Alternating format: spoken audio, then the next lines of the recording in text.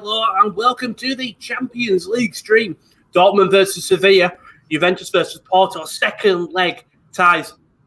They're going to be interesting.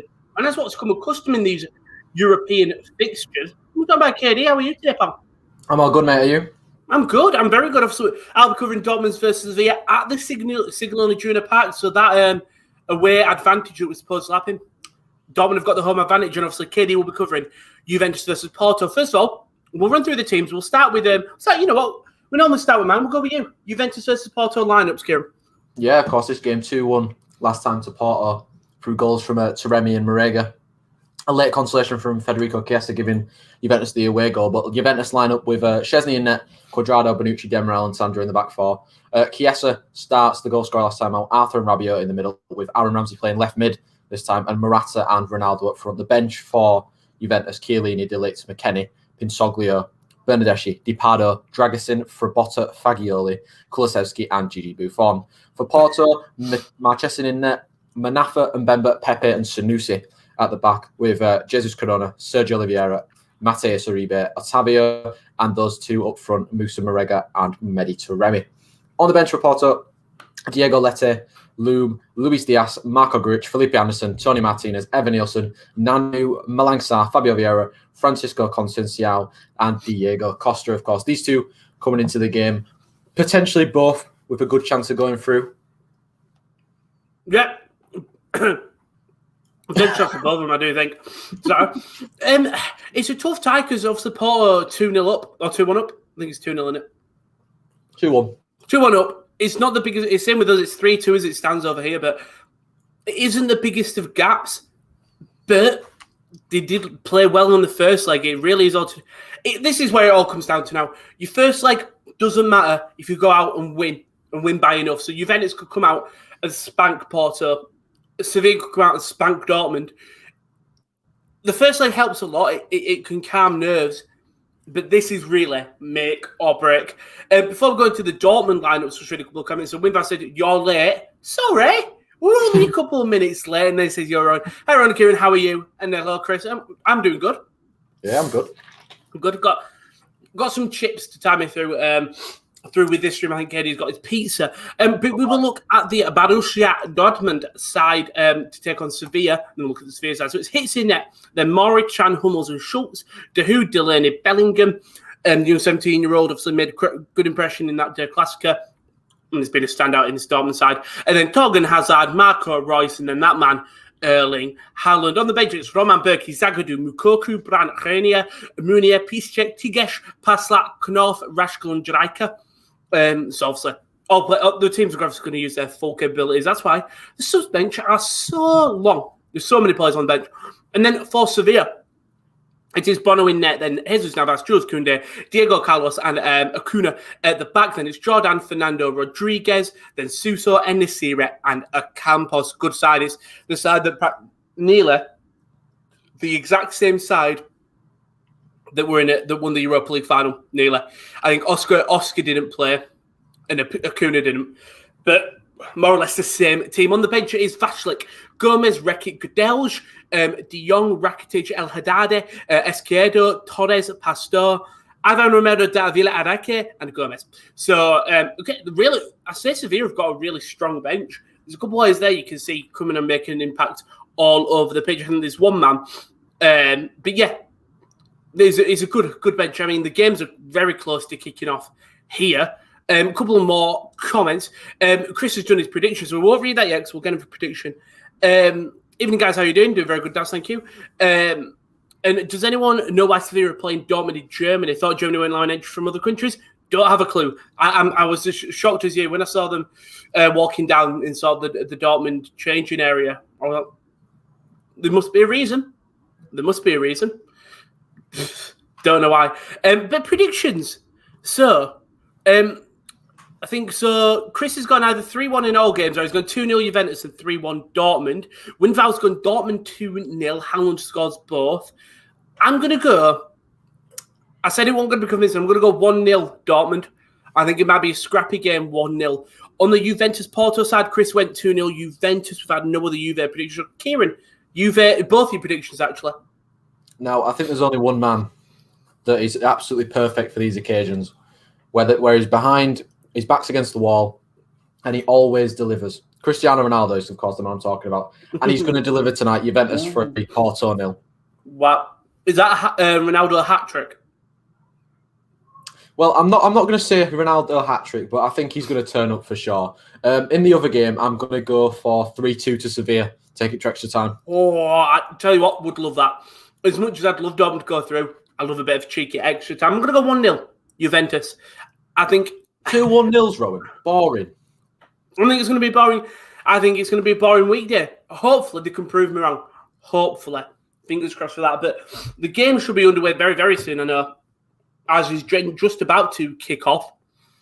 I probably should have changed my name, but I'm just going to leave it.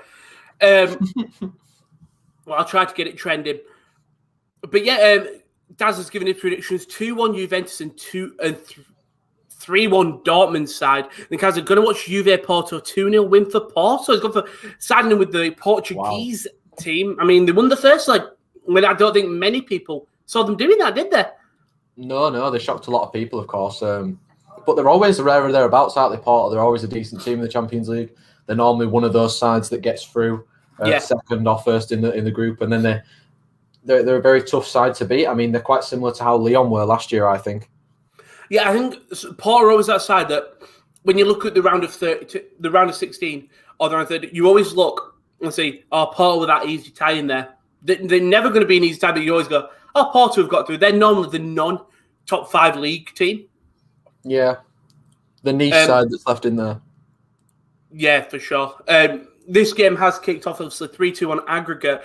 So Dortmund did get them 3 away goals, but which is going to be very tough for Sevilla to overturn. So they genuinely just do have to go out there and win it. It's not a thing of trying to even up. If they could even up the odds, fair play to them, really, because it's a tough thing to come back from. The shot, it's deflected wide.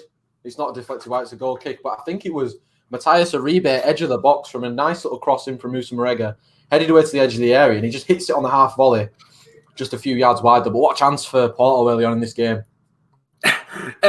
Yeah, good early. I mean, if Porto can get an early goal, that could rattle Juventus. It really could, especially because then they need to get another 2. They'll have to get 2 goals. They have to be 2-1 at the minimum to stay in the tie, as Bellingham's just found in the midfield. Christian said, if anyone asking how I am, I was having a good day, and then I realised Carlisle playing. Is it still 2-0?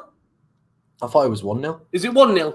Oh, 1-0's easily come back from. If it lets me stand to my phone, 1-0's easy to come back from. You never know, Chris. You never know. And as I just said, it's away from Bob. We'll answer it quickly. I just asked friend, what do you think of Christian going to AEW? Great signing. I think he's still got matches in him. I really do. I think he's a valuable signing. What? It made sense, didn't it? Yeah, I think that he. Oh, what a save! Oh, Marchesin. What a ball in from Cuadrado. Free header, Alvaro Morata. He's 6 yards out. He should score, but Marchesin makes an absolutely fantastic save. 2.5 minutes into this game, it started very fast.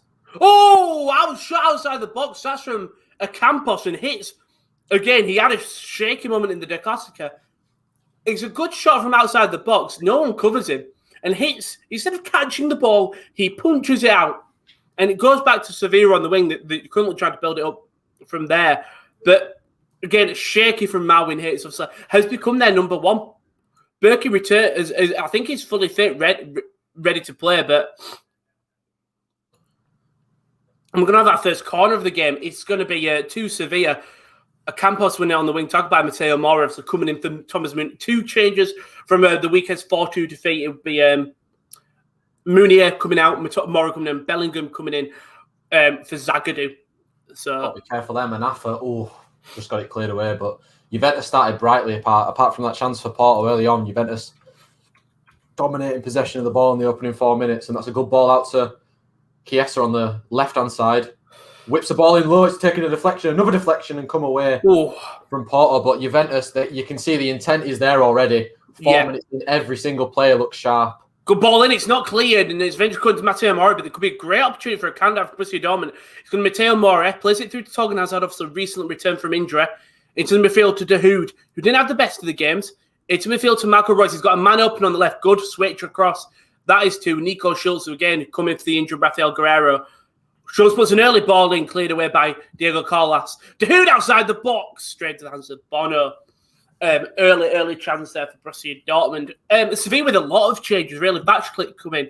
Gomez, Rekic, Izquierdo, Gomez, Gudelj, Rakitic, Munia, De Jong, all did not play in the 2-1 loss. All played in the 2-1 loss to Sevilla, so a completely rotated side for Sevilla. Maybe that's why they lost the game to Elche, possibly. Yeah, I think they were definitely resting a few players for this game because it's the big game. I'm not saying it's make or break for Sevilla. And speaking of break, Porto were on a break, and Moussa Marega might be one-on-one with the goalkeeper. Oh, terrible defending, and Moussa Marega. I mean, Szczesny did quite well. He rushed out of his goal and kind of collided with the ball, hit off Moussa Marega. It's out for a goal kick to Juventus. Awful defending back there from Bonucci, a man so experienced. But Porto, I said they'd started quite poorly after that early chance, looking dangerous.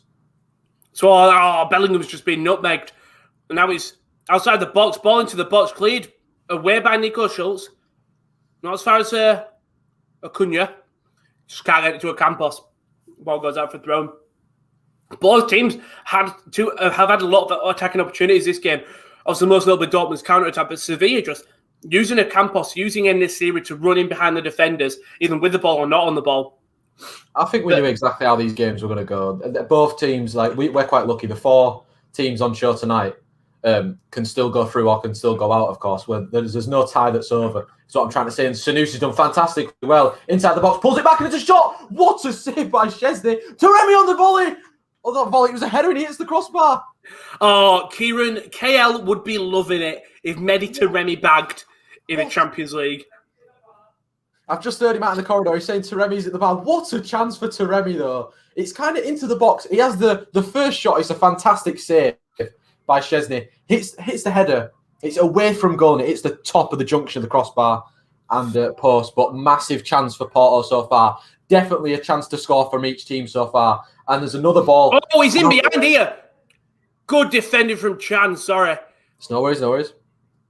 It was En-Nesyri. Ball just put on the wing. En-Nesyri nearly gets behind Chan, but Chan just cuts him across, uses his big frame, and it'll be a free kick for Sevilla. Fantastic start to these games, though, Rowan. 100%. And it's what you want to see. Both teams need to go out there. It's a goal difference in either. It makes all the difference. It really does. It's going to be definitely a fun. I think when we get, if all these games are 0-0 at half time, our second halves are going to be lovely to watch. Ball in the box. Man's open. He's missed it. Who was that? That was Oscar Rodriguez. It's a good ball in by Jordan, who's pushed onto that right. Puts it across, and Oscar Rodriguez just completely misses.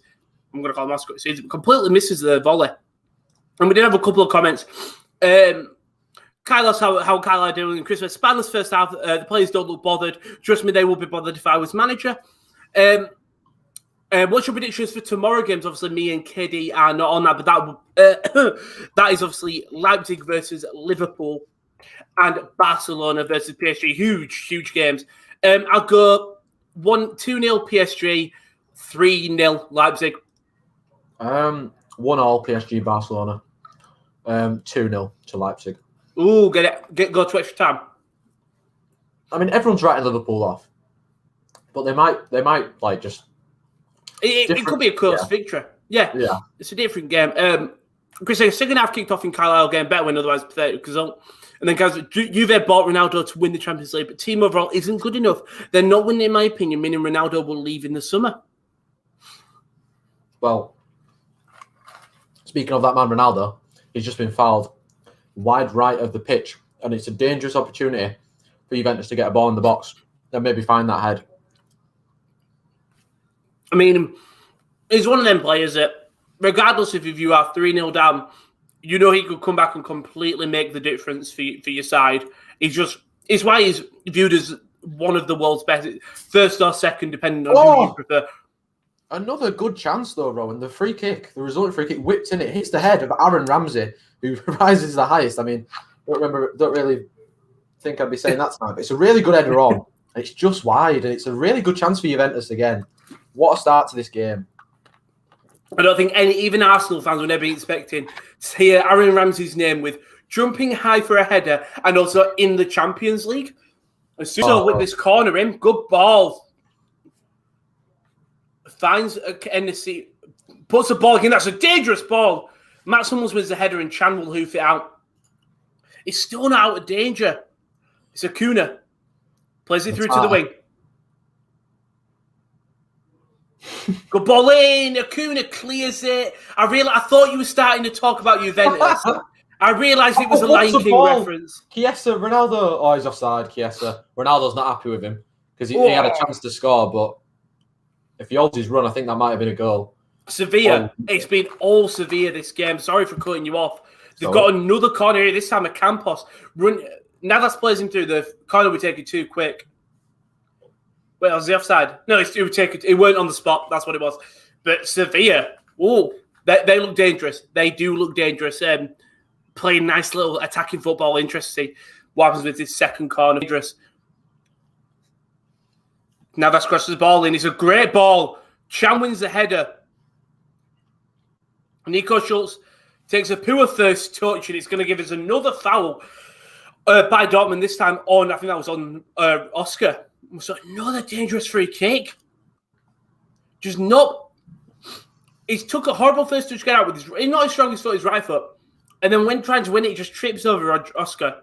And again, it's a little free kick that could be put into danger. It's going to be Oscar and Acuna who whipped this in.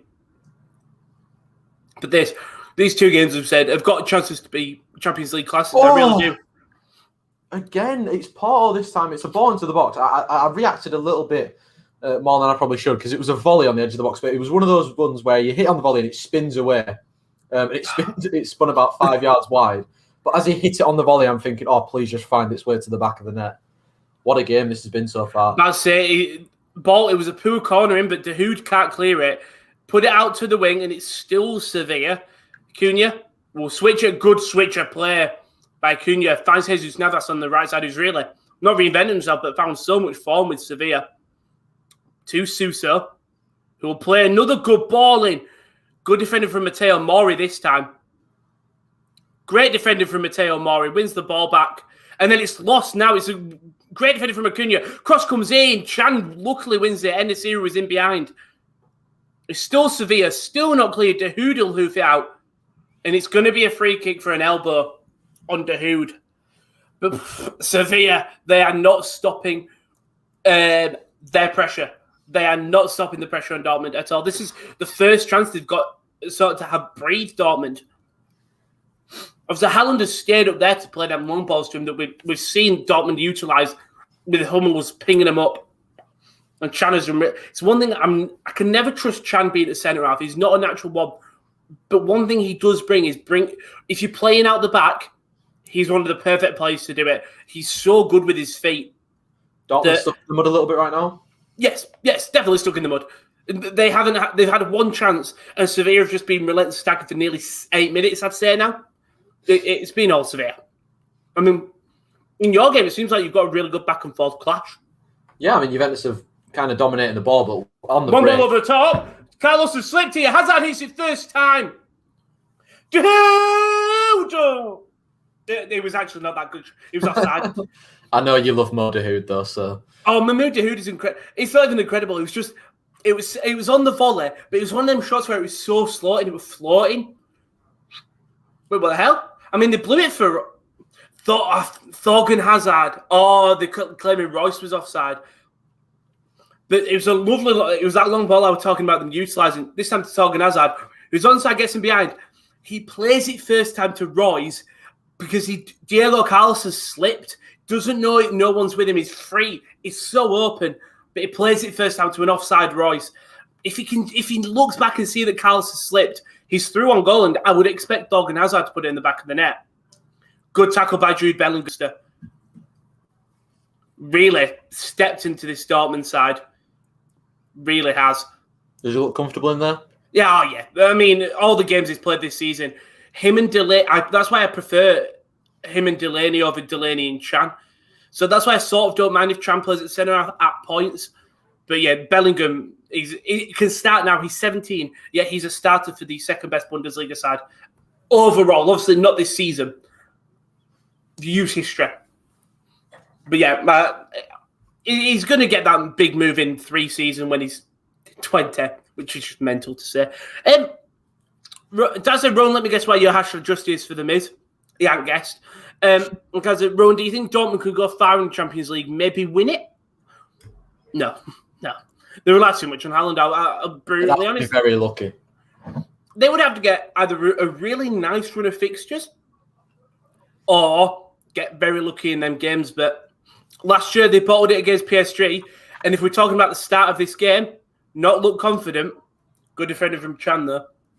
They just haven't looked confident. They rely too much on Haaland. They really do. Playing a very tough team, of course. Sevilla, no push-ups, of course. The Europa League winners. Yeah. Beat a lot of good teams last year. Exactly, they beat a lot of good teams last year in the Europa League. They know how to win big occasions. Yeah. So Dortmund just have to be careful tonight. But the 3 away goals helps Dortmund massively. It does, but I think it was so costly. Because all they have to win is 2-0, and they've got and they go through. It was so costly letting De Jong score that late goal. Because if it's 3-1, they genuinely have to go and score minimum 3. Exactly. Now they have to score 2, which I don't know why, but whenever you see that, they've got to make 2 back, it seems like it's more achievable than 3, even though it's just 1 difference. You know what I mean? Yeah, it's just going to stop the ball over the top looking for Morata. It's come down to Ramsey. Kind of a little bit isolated right now. He's going to have to go backwards to Cuadrado. Tries an early ball, cut out by Marega. Kicks it out of play, though. I mean, at the moment, Porto kind of just settling into their shape. Like they don't need to go for this win, of course, but on the break, they've been looking deadly. That's definitely their game style, this game. I mean, it doesn't, Rowan, is it because Miz won? It's the opposite, Daz. It's because he lost the championship. This was from the Wrestling Corner last week. Obviously, no Wrestling Corner this week. Work.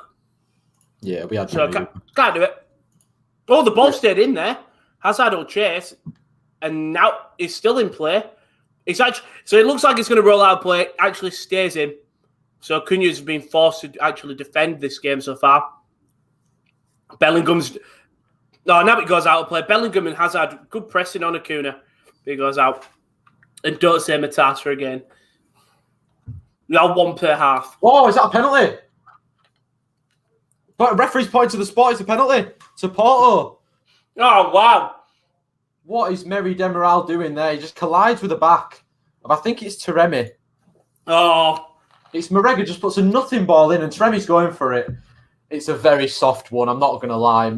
Demiral kind of puts his leg into him a little bit. Taremi's looking for it. And he goes down and Porto have awarded the penalty. I mean, they are definitely going to check it, but I'm not sure. Could be a penalty. I mean, it's a huge penalty if it's given. It's a very huge penalty if it's given. I mean, they've been on the front foot of Juventus for sure. Porto have been dangerous on the break, but I mean, well, Ronaldo's talking to Szczesny and they're smiling. It is going to be a penalty, I think, Rowan, as well. Whoa! Oh, sorry. Bono was out of his net and trying to play the ball out, and there was so much open space. Speaking of open space, it's on the wing. It's with Ocampos who's took it past Chan. Ocampos lays it off to Suso. Has a shot. It's just wrong. It is a penalty, Rowan, and Sergio Oliveira with the chance to potentially kill off the tie. By the way, if he does score, I'm going to laugh in Josh's face. And he does score. 1-0 Porto. Good penalty? Yeah, great penalty. Szczesny the wrong way to the left. And the Porto players are going absolutely crazy because they know that it's a massive goal in this tie. Juventus now need at least 2. Exactly, need at least 2. I told Josh when he was doing his goal scorer's bet to put Sergio Oliveira on, he said no. Ooh, that's not a nice challenge from Acuna. He's claiming he got the ball. He just cuts in on Bellingham. But this game's all been severe. But maybe you should have listened to you because that was a brilliant penalty from Sergio Oliveira. I mean, sent Szczesny the wrong way, straight to the bottom left-hand corner, and Porto lead, and it's 1-0. A massive goal. I mean, Oliveira's been a standout of this tournament for Porto, but what a goal for Porto. They could knock out a third. I think KL predicted them to win this tournament unless they went PSG. Yeah, what a key goal. His Portuguese counterpart, Cristiano Ronaldo, now has to really show up because he was absolutely fuming with his teammates then. which is rightly so, because it was a stupid mistake from Demiral. Didn't even need to go in. The thing, he's got his back to goal at Taremi with his back to goal, goes in on him hard, and just stupid foul. Poor ball. We had a free kick in our game. For Dortmund, it was Torgan Hazard. It was deep from the halfway line, but it doesn't even get to any Dortmund players. It hits the first man. But it has been stolen back. Thomas Delaney in the midfield. Maybe Dortmund's first opportunity actually going forward. Marco Reus back to Delaney. He's got Schultz on his left, ups to use him. He's got no one. And Sevilla pressing game, working like a dream right now. Not peach. That's a new defense for many. Rowan, Edge or Roman. Roman. Kitty? Yeah, Roman, I think. Roman's got it. And Chris said 3-1 Juventus it is then. Do you know what? If Porto can get one more, it's game over. Yeah, because if Porto did get one more, Juventus would need at least 4. Yeah. And then if Juventus now at least need to get 2 to take it to extra time, 3 to go through on the night in the 90 minutes, of course. And there's still 70 minutes of action left, and Porto are in again. This time it's good defending from Demiral, though, as Taremi would have probably been one-on-one with Szczesny. We've already got a third yellow card. It's Matteo Mori already getting a yellow card. In fairness, he doesn't. Oh, okay. He arrives in late against. I think that was who was that? That was Oscar. Comes in and late, but in fairness, if he doesn't get to that ball and commit the foul, Ocampos is practically free and clear. So sort of a good tactical foul from Matteo Mori, I'd say. But as it stands, Cuadrado's good in it. I'm just watching him now. He's just good in it. He's done well to transition to a right back, hasn't he? Yeah, he's just got the ability of a. Oh, Morata might be in behind. Good goalkeeping from Marquez in there. But I mean, Juventus. I mean, that goal's rattled them a little bit. I'm not going to lie. They look a little bit lethargic. Yeah. Porto, of course, taking full advantage of that. That's what I'm worried with Sevilla. That's a great tackle by Mori. Campos trying to win the foul. That's what I'm worried with Sevilla. If Dortmund get a goal, Sevilla, it's been all Sevilla. I just feel like that can really demotivate Sevilla. So, for game's sake, my room and mouthed Mehdi Taremi to me. I can hear a chuckle. Thank you. Smashing it's it out. Chan. Oh, he's blocked. Oh, Jesus Christ. Chan tries to clear it out, and that's, I think, En-Nesyri, who does come in and just block it, and he goes straight to the hands of Marwin Hitz, but shaky time there. Marwin Hitz, so we'll take this goal kick. Good long ball over the top. Hazard doesn't win the header, Acuna wins it and goes out for a throw. Just, there's no attacking thought from Dortmund. Sevilla have had that. But it's been on the other way. For Dortmund, just nothing goes up. Mora plays a long ball, giving away. Now, Fernando, we tried to get out. I mean, I sort of want to mute. I want the commentary so I can hear, but I want to mute him. I like how Kieran just came into my room, mouthed Mehdi Taremi to me, gave him my milkshake, and started talking about it. He's just mouthed Jude Bellingham is the best, so don't know what he's up to. Don't know what he's up to. There might be another chance for Porto here. Sergio Oliveira to Musa Marega. Sousa sat down Nico Schultz and Jude Bellingham doing his defensive duties. Very sorry, carry on. No, mate, I was finished. Right. Yeah, just Sousa Schultz comes across, Sousa sits him down, tries to put it to the outside of the box, and Bellingham does really well to clear. Dortmund are on the back foot here, and I don't know whether this is their plan to sit back and defend. Great ball in behind to Fernando, lays it off to Sousa on the wing. Oh, Morata's done fantastic well to get past Pepe, cuts back onto his left. Still Morata goes down, and Porto come away with the ball, but the referee definitely had a look, and Porto now maybe on the counter. Could be checked. Think it'll be checked or not? I mean, everything gets checked these days, but it's got to go out and play the ball. The advantage is played. Porto have got a 4-on-4. What a pass that is onto the right. Taremi. It's not Taremi, it's a shot. Good save by Szczesny. It was not Taremi at all. I think it was Jesus Corona. Obviously, similar hairstyles. But what a chance that was for Porto. We're getting another 4-on-4. Corona in a lot of space. By the way, Sevilla genuinely look like they could. Whoa, that's an awkward landing. That's a really awkward landing. But it's been severe. Just a lovely passing play. I think it was Jordan Fernando, Suso, and Navas, all just passing around in a box. Eventually gets the ball. Suso is cleared away by Dortmund. Long ball over to Haaland, but Sevilla are playing like a dream. They're not pushing their centre halves up. Koundé, go on, opportunity in the Porto game. Another opportunity for Porto. Wow. It was Otavio this time had the shot straight into the hands of Szczesny though, but it's been a really good start for Porto since the goal's gone in. They're definitely taking advantage of Juventus just looking rusty, and they're coming forward again. Wow. All Porto as it stands, but I can't forget there's still a long time left in these games. Yeah, still 21 minutes of the first half, of course. Exactly. But Sevilla, they've clearly watched their tapes. When a long ball gets played over the top, good ball into the box by Suso. And Sevilla couldn't turn it. It's good defending. They tried to play his long balls up, but Koundé and Carlos just sit back and not allow to Haaland turn on. Unless they tap it past him. Haaland could probably do Carlos for pace. Koundé may catch up. But opportunity in the Juventus Porto game again. It was Porto again. They're playing absolutely outstanding right now. It was a ball across the edge of the area, put back in, I think, by Otavio or someone on the right hand side. It comes to Zaidu Sanisi, the left back, I think he is, and he hits it on the volley, and it just swerves past the goal. Another one of those ones that he's caught right on the swerve. It just swerves past and wide. But if you're looking at the attempts, Ron, for this game, Juventus 2 attempts, 1 on target. Porto 8 attempts, 3 on target. Jesus Christ. Porto really bad. I mean, Kyle did say Porto playing brilliantly with no fear. Great watch this is. If you love to just watch a domination, come watch Dortmund Sevilla because it's been all Sevilla. Can't get ball to Haaland. Carlos sits deep.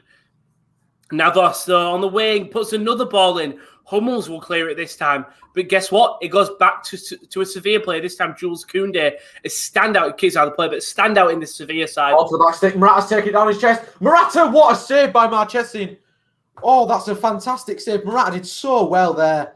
I don't know if he just misjudged it. I think it's Mbemba. I think just misjudges the flight of the ball. Chested down by Morata. Shot on the right foot, sorry. Oh, it's a really good chance from the angle, but Marchesin makes himself big and saves out for a corner. It's seeming like you're getting all the football as it stands right now. All Porto. I don't know why Siri is trying to talk to me, but it seems like you're getting all the chances as Porto are running riot in Italy. If it's in Italy, yeah. It's headed away. I think so, yeah. I mean, in my game, Dortmund have enjoyed the most possession they've had in 26 minutes, and that's because Hummels is holding it in his own half. Quadrado, lovely ball in. Headed away by Oliveira, the goal scorer. But at the moment, Porto kind of camped inside their own half just because of the set pieces being put into the box. But we're back with Szczesny now. Long ball over the top, though. Finds Jude Bellingham, is made love than right, and it's good defending from Carlos and Acuna. Wins the throw-in. Oh, what a pass from Pepe. It's a big opportunity now for Dortmund to get a goal. It's a great opportunity now. The thing is, it's going to be against run of play if Dortmund do get it, and to be brutally honest, they don't deserve it. They really don't.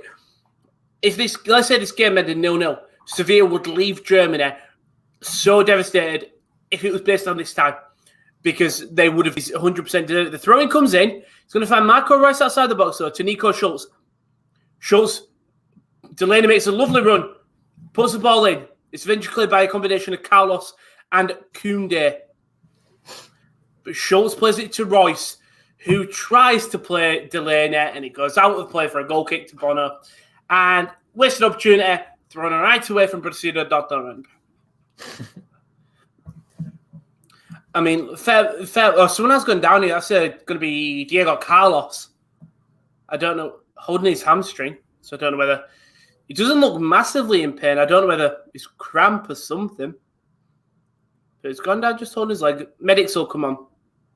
If it does go off, it's going to be a huge win for Dortmund. A big loss to Sevilla. Him and Koundé have had a stellar game today in just terms of not giving Haaland any time and space. And also end this series changing boots as well. So a lot of changes here. That's a very strange. I don't understand why he's taking his boots off. I mean, I'm just looking. They're going to put the magic spray and the magic rub apparently. I don't know what's happened to Diego Carlos, but your game, anything happened in yours so far? I mean, Juventus just getting the foot on the ball, which they need to do. They need to get a foothold back in this game. A goal before half-time would doing the world of good, of course. I mean, Ronaldo's not really had many chances or really had a touch of the ball, to be honest. He's on the ball now, though. Makes a little bit of something happen. But, I mean, Porto now, they just got to sit back and not make any stupid mistakes. That's a good ball in by Sandro, headed by Pepe. Hit on the volley by Rabiot. Bounces him. Oh, Marquez almost lost it, but smothered it in the end. Wild game is back underway, I think. Diego Carlos is going to run off the pitch and then come back on straight away. But nothing going on. If you want to see when we're live on any other day, especially tomorrow with the more Champions League ties, don't forget to check out Twitter at @the_top corner. A couple of comments. Windbag just said, who will score Rome? I hope my man Royce. If anyone's going to score right now, it's going to be Campos, Enesiri, or Sousa. And because it's been all Sevilla. Maybe he wasn't happy with the performance of the other boots. Maybe he wasn't. Who knows? But yeah. That's it, a hand there. Referee's going to say no foul. Gus. Oh, come on. It was a good switch of play by Sevilla, but it just doesn't get to the man. Royce would find it, but there's a foul on a Campos earlier on, which, my opinion, wasn't a foul. But why couldn't it be a referee? I think I'd rather I see less thing. And not even this isn't even Dortmund bias. I just didn't see it as a foul. There's a nasty clash of heads in here.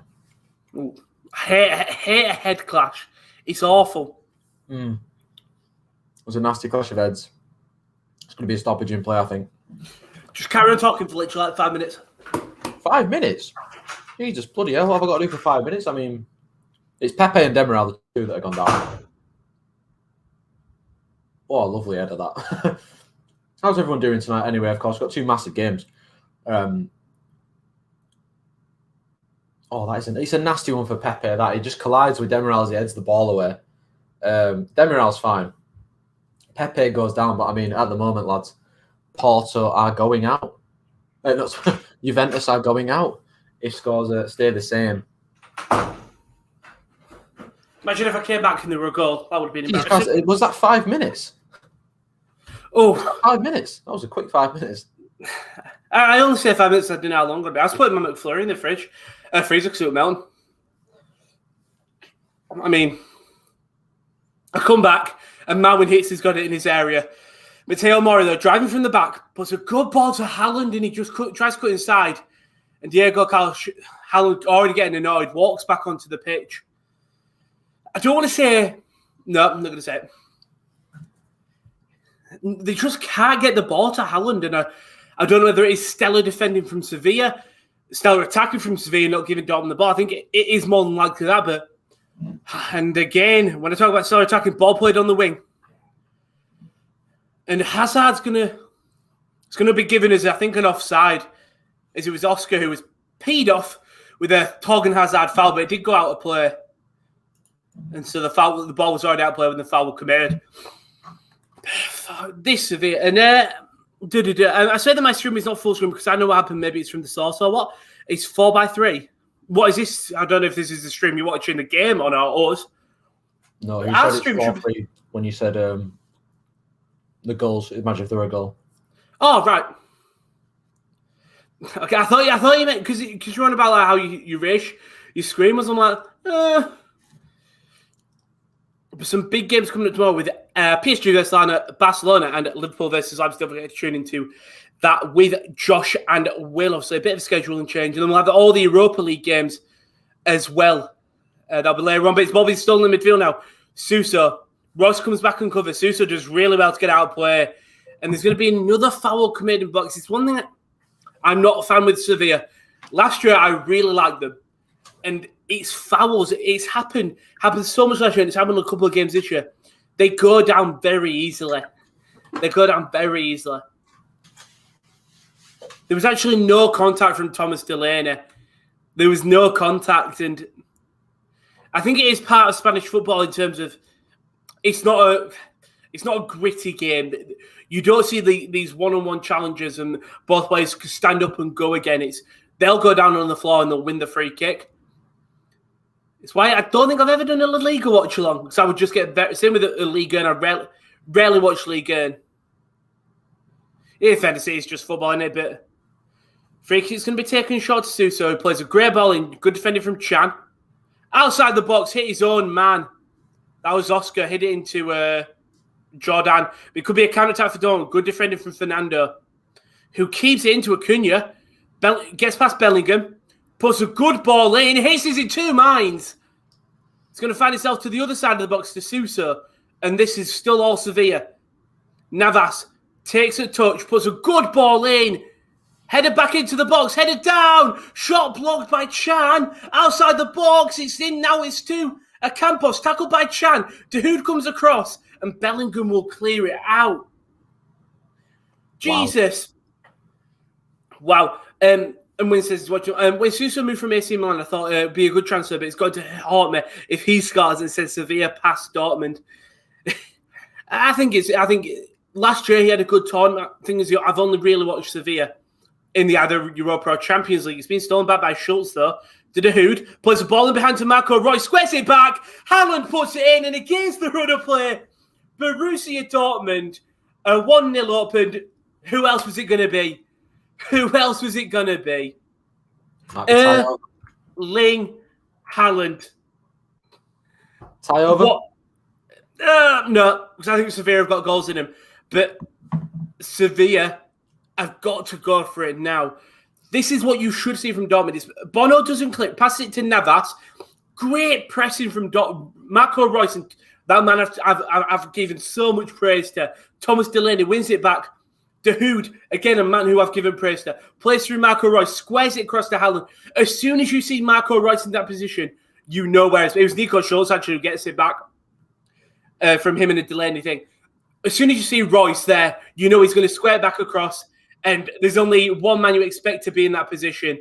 It's Marco Reus, it's Erling Haaland. Bono, he does everything he can, comes out to rush him, and Carlos is just caught in two minds of whether to follow Reus, follow Haaland. He gets stuck. He's still stuck there. But it's 1-0 Borussia Dortmund. Undeserved, yes. But it's a goal they needed 4-2 on aggregate. Sevilla now have to get two. Three. They have to get 3 to win it. They have to get 3 to win it. Or to take it to extra time. Yeah, to extra time, they'd have to Dortmund would have to score, and then Sevilla would have to get 3. Yeah. So, Haaland, 19 goals in the Champions League.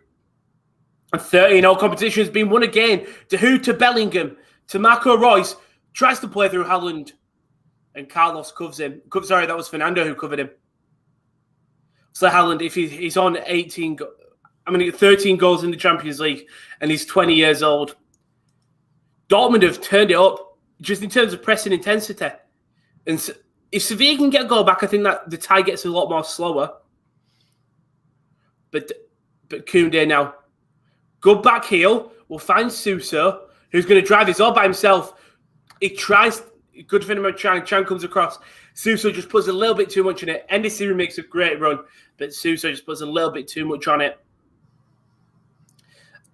I think, you know what? Koundé tries to outmuscle Delaney. Doesn't notice Nico Schultz there. Schultz will steal it. Dahoud plays an amazing ball through to Reus, and it's in. Sevilla have got to go now. The way they were playing when it was 0-0, they've got to turn that up to 1,000%, because you need to go before the end of this half. You really do. So Cunha now, though. Good tackle by Marco Reus. I mean, the Sevilla players are not happy. Reus goes in from behind, but Acuna, Marco Reus gets the ball and then Acuna clears it. Just watching it here. Oh, never mind. It's Acuna diving, as all Spanish teams seem to do. As Sevilla seem to be doing this game. But what's been going on in your game? It's been very quiet. I mean, Juventus can't catch a break. They just lack. They're looking very lethargic. The sharpness that they started the game has kind of been sucked out of them through that penalty. I mean, they've had a lot of ball, but the final ball's been so poor. Or getting a touch on the ball when to get it through. It's just been so poor from Juventus so far. And I mean, they need a big second half if they want to go through tonight. Yeah. Carlos says Sancho played for Dortmund. No, he's out injured. Same with Guerrero and Reina. So it'd be who's playing for Sancho? It'd be Hazard, Thorgan Hazard. Which I'm fine with. I like Thorgan Hazard. I think he's a great player. He's also not Sancho's level, but I do think he's a good player. And I think okay. I thought Jude Bellingham was playing as a centre forward for a second. Then he's not. But speaking of Bellingham, tries to play through Erling Haaland. He's a good defender from Jules Koundé. And that's going to be a foul. But it's good defender. And it's going to be another yellow card or just a warning? I think it's a warning to Thomas Delaney. He's what he's good at. He's what good at. Saying he just outstrengthened him. Who was that? It was Oscar again. Maybe another corner. Sevilla do get the foul. Corner after corner for Juventus. Hopefully your game could get a goal. It has got a goal, mate. I mean, either another goal for Porto to really send that tie over and Porto gets beat Juventus, or we could see a massive comeback, or Juventus get a goal.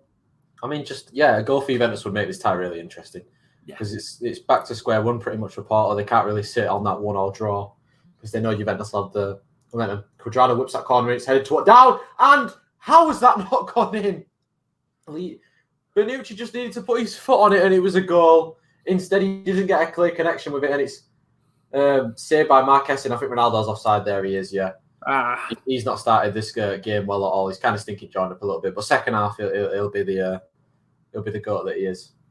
Yeah, I mean, for your game, hopefully. I mean, Acunha's just got a yellow card, which if it means Sevilla do go through, he missed the next game, and it's just stupid. Ball goes out for throw, and Bellingham's just gone up to grab the ball off him. Acunha shoved it. Bellingham hasn't reacted. He's just laughed, put his arms up. Refs come over, yellow carded him. So let's say Sevilla somehow make it. If they make it through this tie, Acunha's but might have just screwed Sevilla in a way because you'd be playing Izquierdo there at left back, and he doesn't do what Acunha does. I mean, at the moment for Porto, Pepe has been an absolute rock at the back. You know, as expected, he's got so much experience playing at centre half, and I mean, he knows Ronaldo like the back of his hand, I'm sure, after playing with him in trading for Real Madrid and Portugal and stuff. But I mean, hats off to Pepe because he's still hats off to Pepe. He's hats off to Pepe. He's playing well at this age. The thing is, we sort of laugh at teams like a Porto, a team that you never expect to do amazing in the Champions League, but maybe get that round of 16 when they sign a really old player. But like as you said, they have experience. Oh, that was dirty from Sevilla. But Haaland, it seemed like someone kicked out him. I think I might check that because that wasn't sportsman. But we laugh at these old players joining clubs, but bring so much experience that could really take them to win this tie. Yeah, and I mean, getting your head on every ball and like being a leader at the back. I mean, I'm pretty sure that he is the captain as well. You'd expect him, wouldn't you? I'm trying to think who would be the captain if not. I think he's the captain anyway. But I mean, there's a stoppage in play for an injury. I think Otavio was the one that went down injured from a clash of heads with Demiral. He's been in the walls today, Demiral. Not my Otavio. The Wolfsburg left back. Oh, that challenge this week. Just scissored him, didn't it? It was when you sent it to us. You just went Rowan in foot champs. It is you, though, isn't it? Thing is, they were 2-1 down. There was no need. They were 2-0 down. No, yeah, they were 2-1 down. You're right. There was just no need. Well, there's no need for that from Szczesny, who just kicks it straight to Corona. But I mean, Chiesa was first to it, and Chiesa tries the ball over the top, and I think it's going to get to Ramsey. Marquez had to come out quickly and head it away. Good goalkeeping from probably one of the best players on the pitch tonight, Marquez for Porto. Been really solid in goal. Juventus coming forward again, though. Arthur, he's been so poor as Arthur. I mean, you would have thought controlling that midfield, controlling the tempo. I mean, he can't even control his pass at the moment.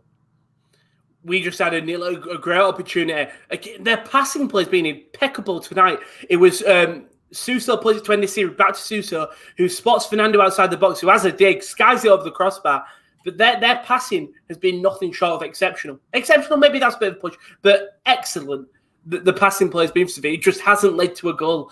I think Lopetegui will be very annoyed at that, just because Sevilla have been the better side. If you look at the stats, Dortmund 2 shots, 2 on target, 34% possession. Sevilla 6 shots, 1 on target, 66% possession. It's been on Sevilla. Touch from Morata Sorry to cut you off, and that is an awful pass. I mean, initially, this is what Juventus are doing well. They're getting the first touch really well in the attacking areas, and then the next touch just goes straight back to a Porto blue shirt. And I mean, I don't know if Andrea Pirlo's been watching Stoke City, Tony Pulis 2008-2009, but Juventus absolutely love a long ball tonight. 3 or 4 times over the top. That's another one going in, headed away by Pepe. It's Morata up front, isn't it? Morata and Ronaldo up front, yeah. Long ball specialists to get into them. I mean, Andrea Pirlo is going to be under some scrutiny if Juventus go out tonight. Thing is, his appointment was always under question. So the speculation of, he becomes the under-18 manager, promoted him immediately. Yeah. It's very similar to the Harry Kewell situation. I haven't checked the older score, but it's 0-0. Where is it? Get in. I nearly said get in there. I'll take a 0-0. Dahoud, poor clearance, but Bellingham somehow wins it. And there's going to be a foul midfield. I mean, 30 seconds left in this game. Probably not gone the way that people expect if you watch the opening 10 minutes, but I've got 4 minutes of added time. Jesus. Where the fuck's that come from? We'll have a couple, I'm pretty confident. I have no idea where that's come from. When the players went down injured, we were only down for about a minute or so. Long ball over the top. Good defending from Sevilla. No, come on the counter hit, I think, or Campos. Defended by Hazard. Not long left, though. If Sevilla get a goal before the half-time, this tie definitely isn't over. I think, 2 minutes at a time. Not as long as I thought. For our bet, we need Sevilla and Juventus to score in the next 2 and 4 minutes. I think it's dead, to be honest with you. What's the cash out? I don't think you can cash it out right now. Oh, you can't. But God. I mean, I've just realised all the League 2 games are all in the 80th minute, so none of my bets are going to come off. But you can't always get what you want. There's a good defender from Mahmoud Dahoud who gets it off Acuna for a throw-in. When that just says it seems both games are set and done. Dortmund of Sevilla down by 4 on aggregate, as Ronaldo has to be 4 to win. No, Sevilla just have to get 3 goals. If they can win 3-1, they're through. And if they get it, if it's 3-2. Yeah, Juve need 2 for extra time and 3 to win it. But it's a dangerous attack here for Oliviera shoots. Chesney makes a save. But I mean, again, Porto probably having the best chances of the game since the goal's gone in. That's definitely a foul on Cuadrado. It's going to be a yellow card, I think, for Otavio. Yep, yellow card for Otavio. Not your Otavio. Not my Otavio. As I'm just looking at a lot of my goals are games have coming on my bet. I've just got I need Wickham to score, and then I need Oldham and Port Vale to both get 2 in 8 minutes. But Sevilla are going to have a free kick here. Play short to Acuna. Good ball lane. No, I'm lying. No, Schultz hasn't cleared with it. He completely missed it. It's found Navas, puts another good ball in. Hummels just heads it to the outside of the box. The Campos blocked. Cole claims handball. I think it hits his back. He's got Bellingham making a run. Instead, he opts not to use him. He'll slow down the game. 10 seconds left. I'm just going to look here. Navas puts a great ball in. Headed away by More. Campos has a hit. Ooh. I'm just looking. It hits Dahoud's arm. He's bringing his arms. I don't. No, the whistle's going to be off that time. There's a shout at a free penalty for sure. It does hit his hand, but his hands are in. He's trying to move his hands away. And the coach said, I just don't see Juve scoring in the second half. Scored 2 in the second half, sorry. Based on your performance, Kieran? It could change very quickly, of course. The football's a weird game. Yeah, it is. They've got to come out, and they've got the characters in the squad. They've got the likes of Bonucci, they've got the likes of Ronaldo, they've got Chesney in there, they've got I'm sure Chiellini's probably knocking around the dressing room somewhere as well. They've got the characters in there that they need to lead them to a comeback victory tonight. And I'm sure in the second half they'll have chances. It's just whether or not they can take those chances or not. Because at the moment they've been stinking the joint up a little bit. They've been drinking the stone up.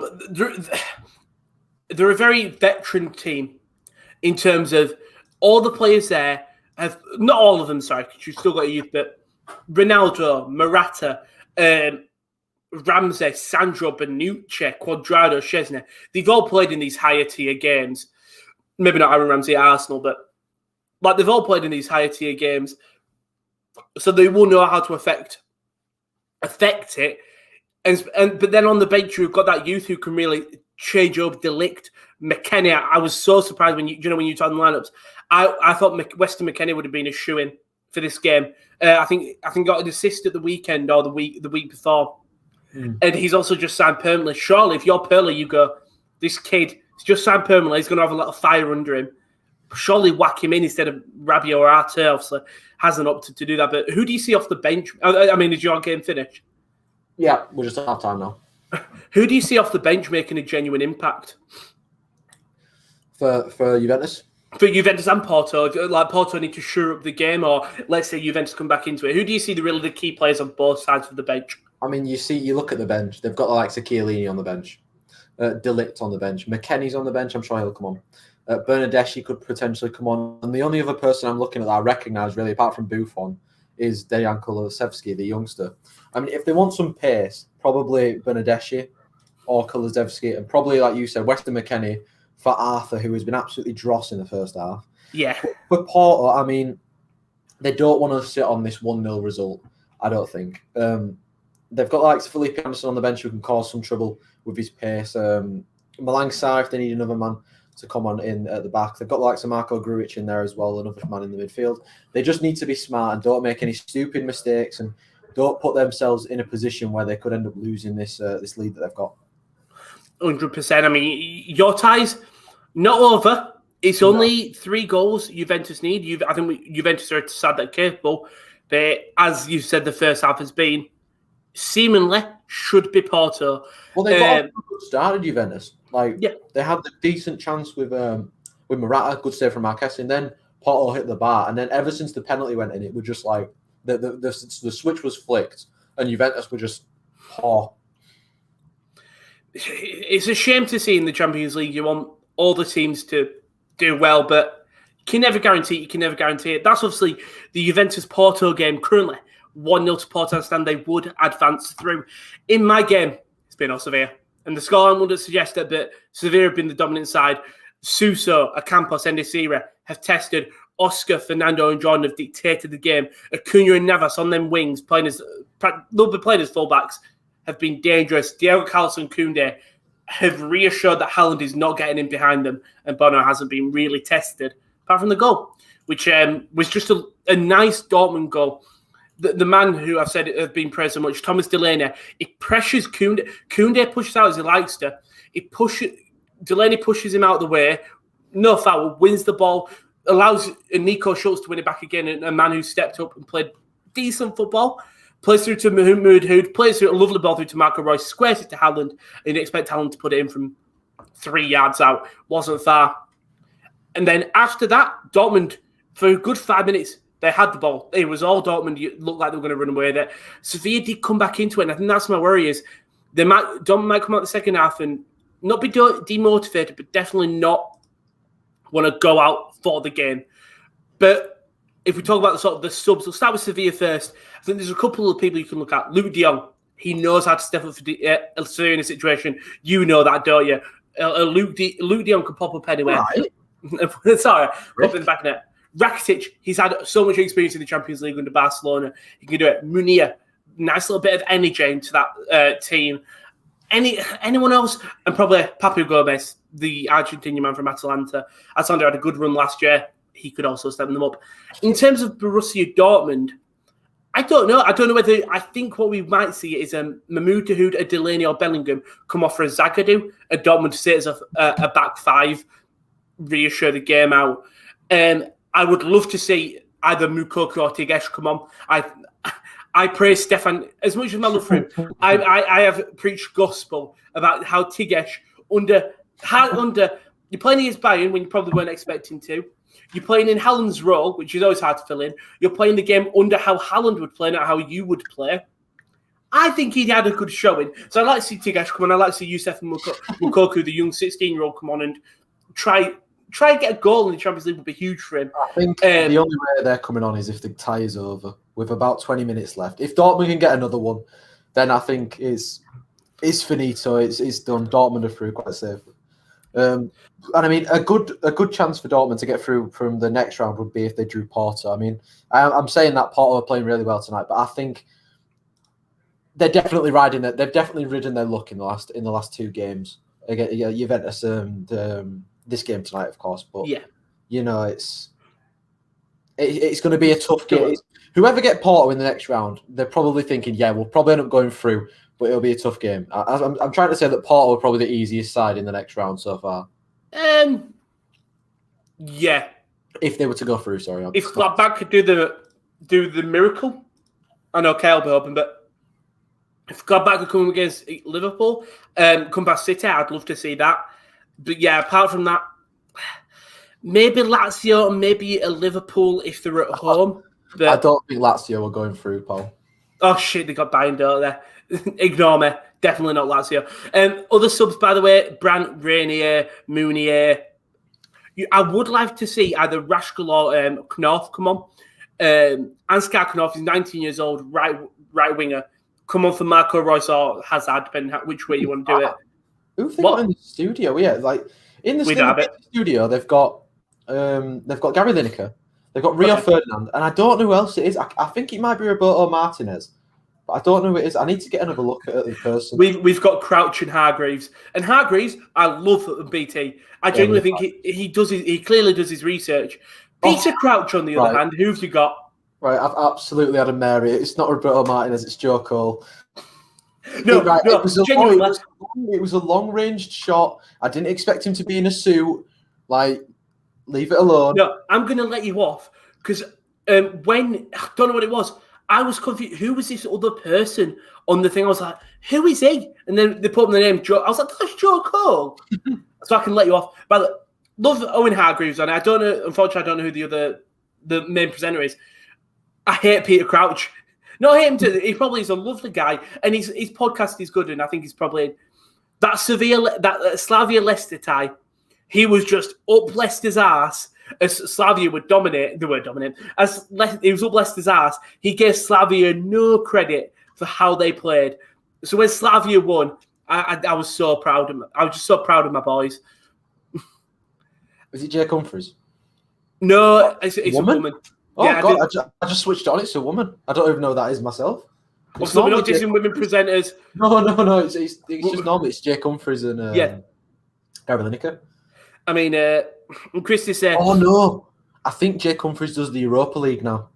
Yeah, he does because it was... Oh, no. I don't know because I had another woman on it. So the problem is we never know. This isn't a diss, but... When they have their male presenters, it's presenters who've been around for a while, like Lineker and Jake Humphries from Bamzuke. Come on. Yeah. But when it's... we never tuned in at the start. The only female presenter that I know that actually hosts a football show like the matches is Gabby Logan. Yeah. Most of the time. That's no diss. It's genuine because we just don't... I don't turn it on at the start and they never repeat who it is, who she is or who they are. Also, I've never found out the name of the Scottish guy who does the BT Sports score. Really like him. He's he's intelligent with football, but I don't have a clue who he is. You say he's intelligent with football. He definitely gets scripted what to say. 100%. He's definitely sat there, like with them things like the rolling auto thing. Auto cue. Just go and say this. But he comes across as well. He comes across well. Like he seems passionate. But yeah. But I just don't like Peter Crouch on European commentary. By the way, Kyle put a link to it. Don't forget to check out the website, the sports-corner.com. Don't worry, we've been promoting it so much and we'll keep on promoting it because we're never going to stop. No, never. But don't forget to check out the website. We had a bunch of stuff go up there. So we had... if you're a FIFA fan, some FIFA predictions. Kieran did one about Marouane Fellaini. There was one about Fulham. There's one about League Two. So if you don't really know English football and you want to learn about League Two, read that. And then Will has recently put one about Dak to the future, about the Dallas Cowboys starting quarterback Dak Prescott. Recently signed a 4-year extension, 130. No, I think it's around like 136 million. I think it is over 4 years. And then he's going to be franchise tag. It's just a mental amount of money. Really good. When Will does a piece, it's very well written and really interesting. So if you don't know NFL and you want to learn about the Dallas Cowboys starting quarterback Dak Prescott, don't forget to check out that. Also, just share it around. We'd genuinely appreciate it. And then the Twitter at @the_top corner. We're going to go live when websites get uploaded on the when articles get uploaded on the website. When what watchalongs we've got coming up as well. So I think. I don't have the updated watch on, but if I'm correct in thinking, we will have, so we've obviously got the one on now and then. Wednesday, we'll have RB Leipzig versus Liverpool and PSG versus Barcelona. That'll be with Josh and Will. So obviously, no Adam that one, but Adam will be joining you for the Europa League stream. That'll be on Thursday.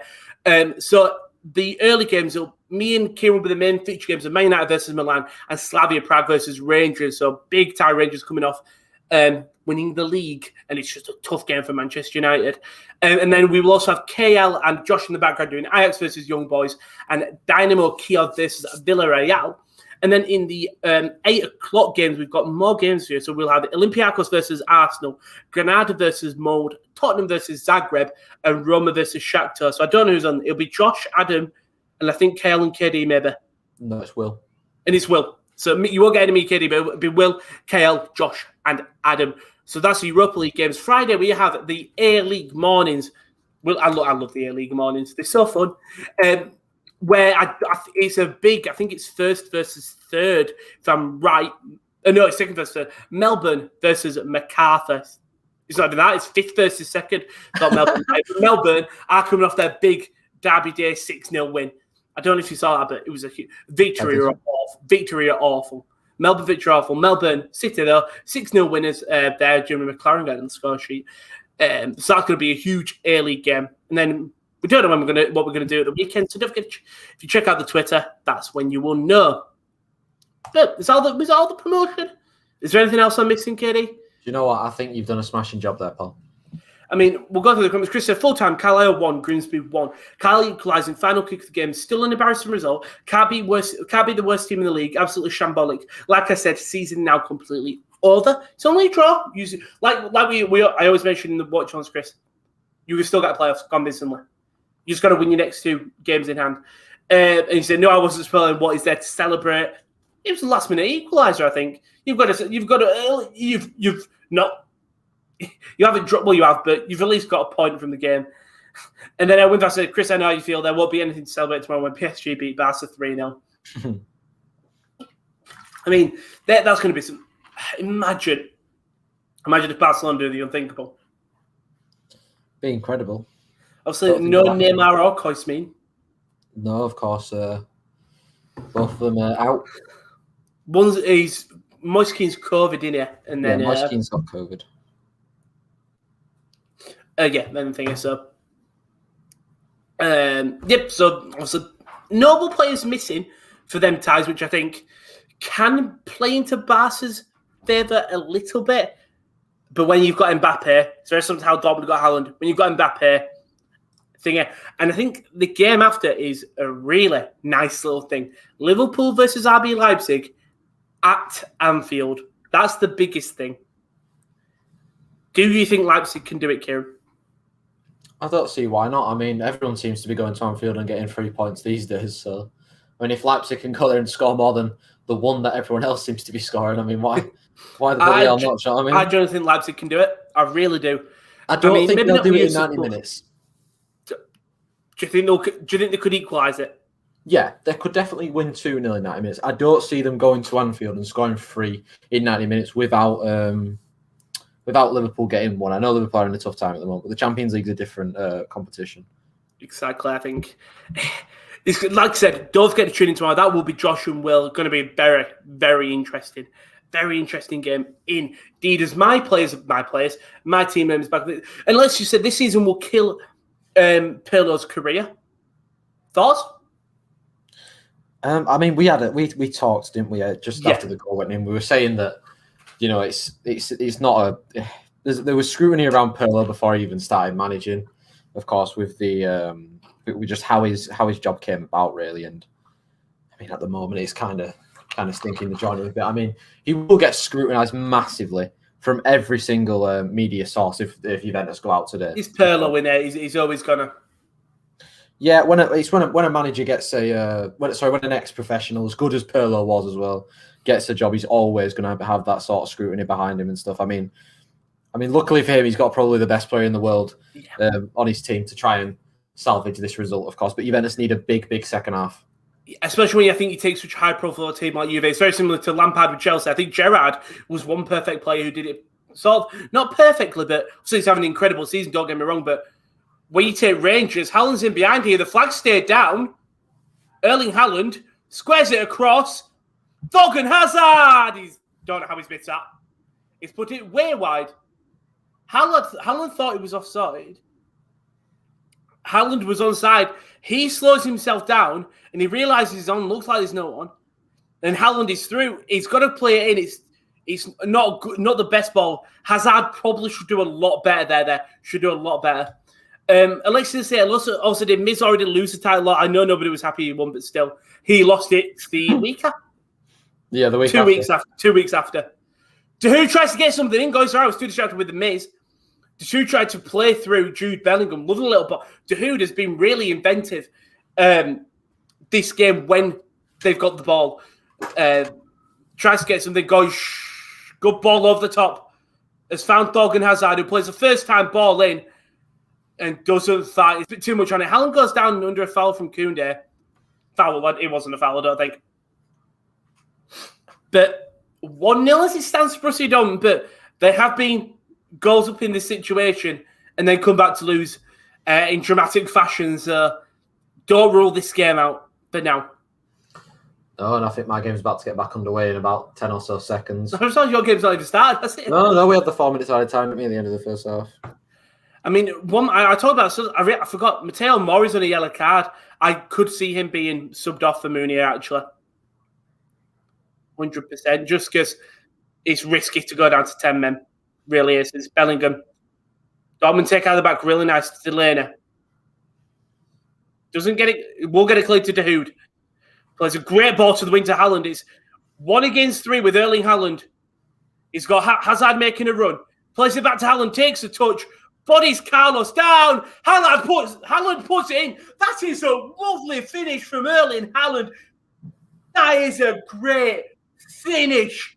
I mean, the reason I slowed down so much was I thought there was a foul, but I thought the ref was going to get it. It's a great ball by Dahoud to Haaland. Haaland cuts inside, plays early to Hazard. Hazard immediately plays a bit back, and I thought, that's quick. Said Haaland, awkward touch with his right foot. And when he's trying to get behind, he does barge Diego Carlos over. Carlos goes down. Haaland slows down, keeps the ball. Then with the outside of his foot, on his weak foot as well, swings it into the net. An impossible angle. I'm just rewatching it here. Hazard to Haaland. Haaland doesn't get the best touch. It's just a 50-50. And it's a great finish by Erling Haaland. Oh, it could be a push in the back. This goal might be taken away here. It's an amazing finish by Erling Haaland. Don't take that away from him. I won't change the score because it is being checked. I'm just checking. You know what? Fernando comes across onto Haaland. Haaland no hands to the back. Fernando gets bodied by Haaland. It was Diego Carlos, sorry. Both commentators are getting the names confused. I mean, Diego Carlos scrolls along the floor, hands out. Bellingham screaming shoulder to shoulder. I'll wait and see. He's talking to the VAR here. Could be 2-0. This is where rules really do get into play. So obviously you can't see it, but Haaland has gone through. Fernando comes across onto Haaland, and then Fernando's being bodied by Haaland. Haaland not really going in. Referee's going to have a look. They need to show the other angle, I feel like. I don't think they are, which is going to be a shame. I think he might rescind this. There we go. This is the angle.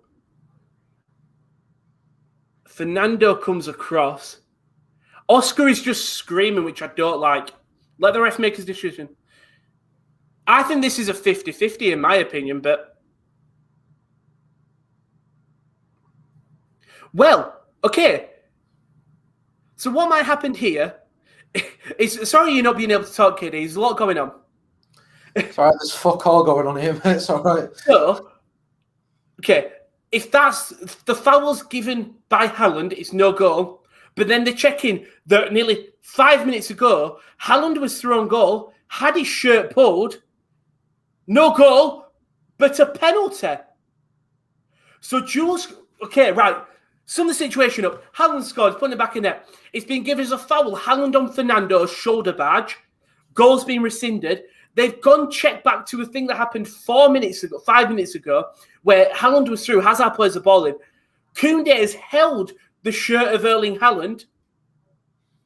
So, yeah, Koundé has held the shirt of Haaland. Haaland's gone down. Nothing was given. The penalty's been given now, and it's a penalty for Dortmund. And so Haaland goal doesn't count. Oh, what a goal! Oh, what a goal, Federico Chiesa. Juventus are they back into it? Oh my God, what a finish from the Italian.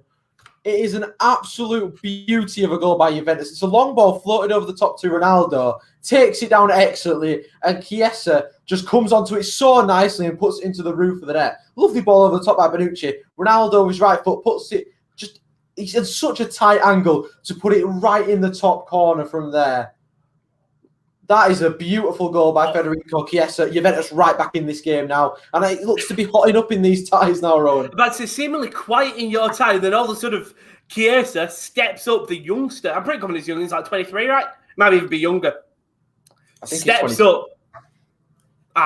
Steps up for Juventus 1-1. But then this penalty. It's Haaland who's going to take it. So he might have just had his goal ruin out, but he might put it back in. 1-0 as it stands, but Haaland can make it 2.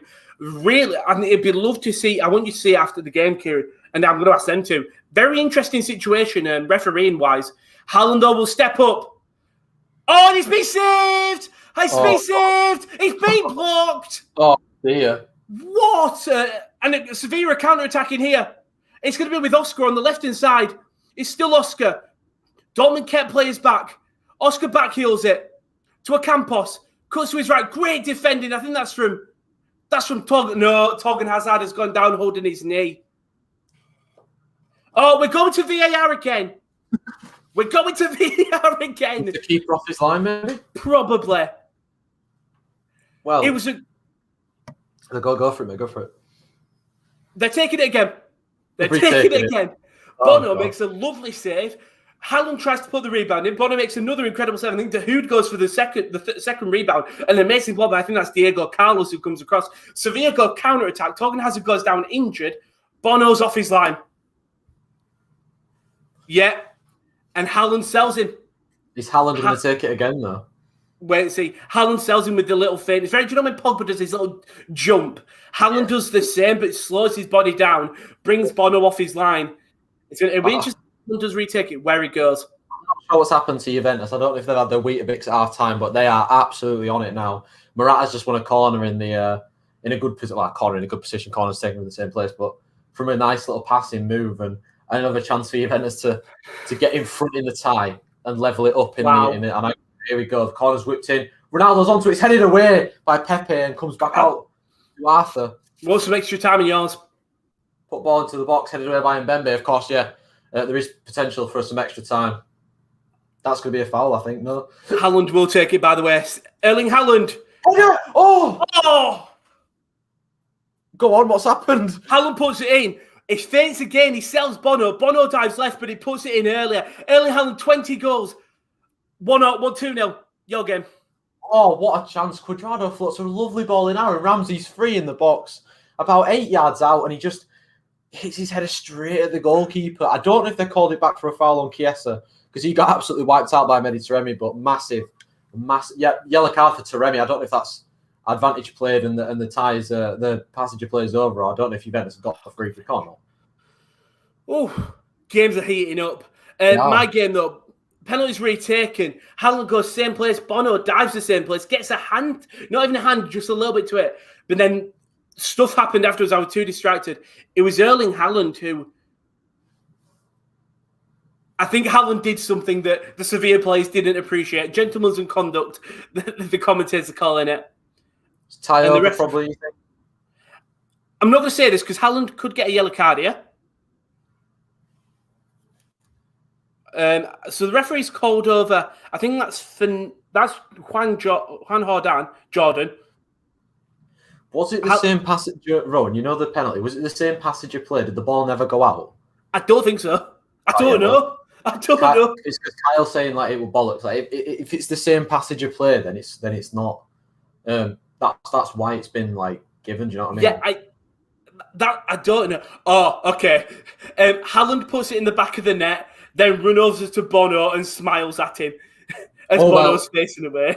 There might be a second yellow here for Mehdi Taremi. No! I'm not really quite sure what he's done because a foul was given against him, and then he booted the ball and like properly volleyed it away.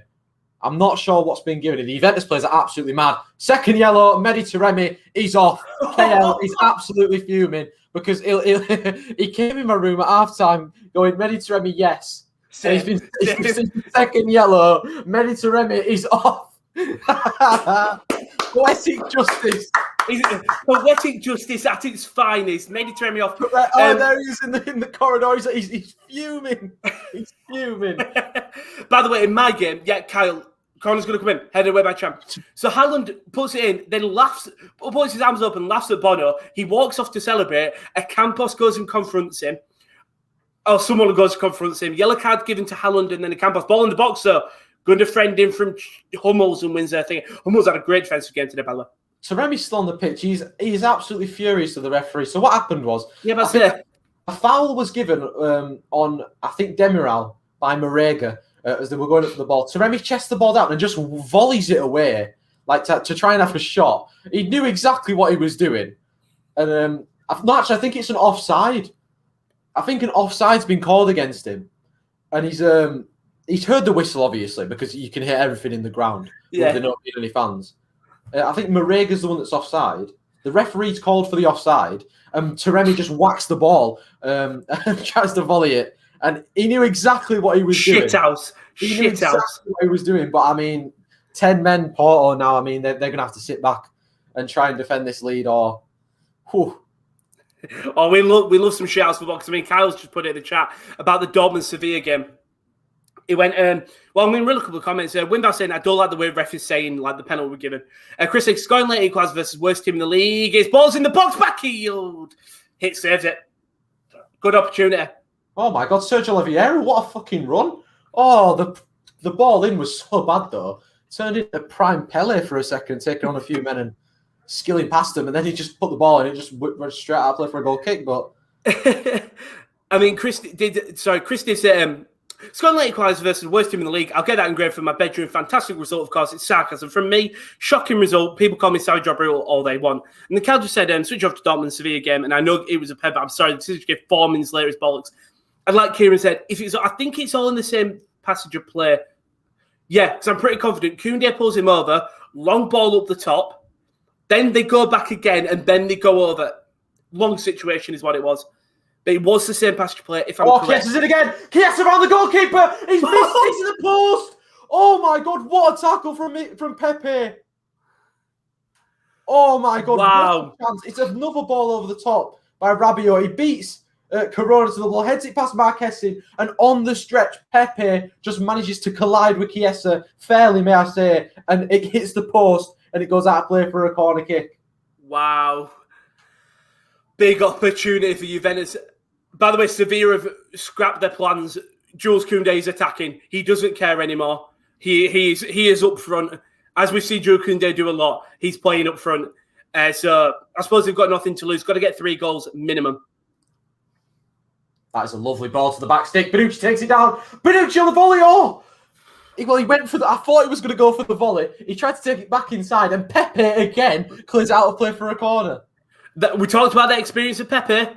I mean, he's coming up for Porto. Yeah, he has been fantastic. About the 2 captains there for both sides, and another corner for Juventus. But that chance from Chiesa, oh my God, he just slips over as he gets through on goal and manages Pepe to get back. But Pepe there putting his life on the line for his team. Corner comes in. Oh, Ronaldo! It's just over the top. It's going to be a judge for a foul. This game is heated. By the way, we've got subs in our games. Papu Gomez is coming on for Jordan, and there's another sub. It's going to be Luke de Jong who's going to come on for Lucas Campos. Luke de Jong has got a couple of goals recently. Can he turn the favour in? That was a goal, by the way, if Moussa Marega was not there. I mean, his shorts have come down, poor lad. Like, they've fully come down. Luckily for me, he has those thermals that you wear sometimes. He has them underneath, so there was no skin or anything shown. The Cuadrado corner was absolutely fantastic. Put into the right place, right on Ronaldo's foot. And if it weren't for Musa Marega, it was 2-1 Juventus. Wow. I mean, it's very similar. Oh, what was he called? The guy whose Todra fell out at the combine.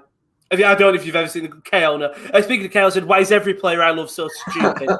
I mean, I don't know. Yeah, what was he doing there? He knew exactly what he was doing. I mean, there was just no need for it at all either. Good clearance, Nico. No, bye, sorry. And then Kaza, you need to find some new players to support. So do I. Fair play to Mediterranean. It's a corner for Porto, though, Rowan, with Sergio Oliveira going to take it, the goal scorer. It's good delivery in, and it's flicked on and headed away. And Chiesa brings it away now. There might be a counter on for Juventus. It's a 4-on-3. Chiesa out to Aaron Ramsey on the right. I mean, it's not a good ball. A lot of Porto players have been allowed to get back, but Ramsey on the ball again. Into the middle for Rabiot. Wide to Alexandro. Back inside to Rabiot. Cuadrado on the left-hand side this time. Floats one to the back stick. It's not a good delivery in at all. And it's going to be a goal kick to Porto. But Juventus, they're threatening it again. By the way, the Sevilla we've seen in these past 5 minutes is the Sevilla we saw in the first half before the goal. They are unrelentless. They are attacking Dortmund. Dortmund, yes, probably have sat back a little bit. I'm seeing what's happening. A Campos comes across. Haaland sells it a bit. He primes off Ziegler. But yeah, nothing in it really. But he was given the yellow card. But Dortmund have sat back. One problem is Koundé has pushed up a lot and it's leaving Haaland in more space than they'd want to give Haaland.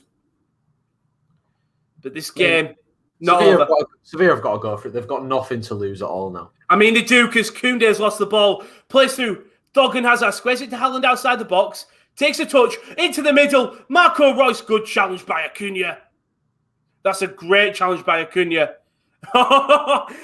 Tell you what, I love a shithouse footballer. And so Acuna does great defending against Marco Reus.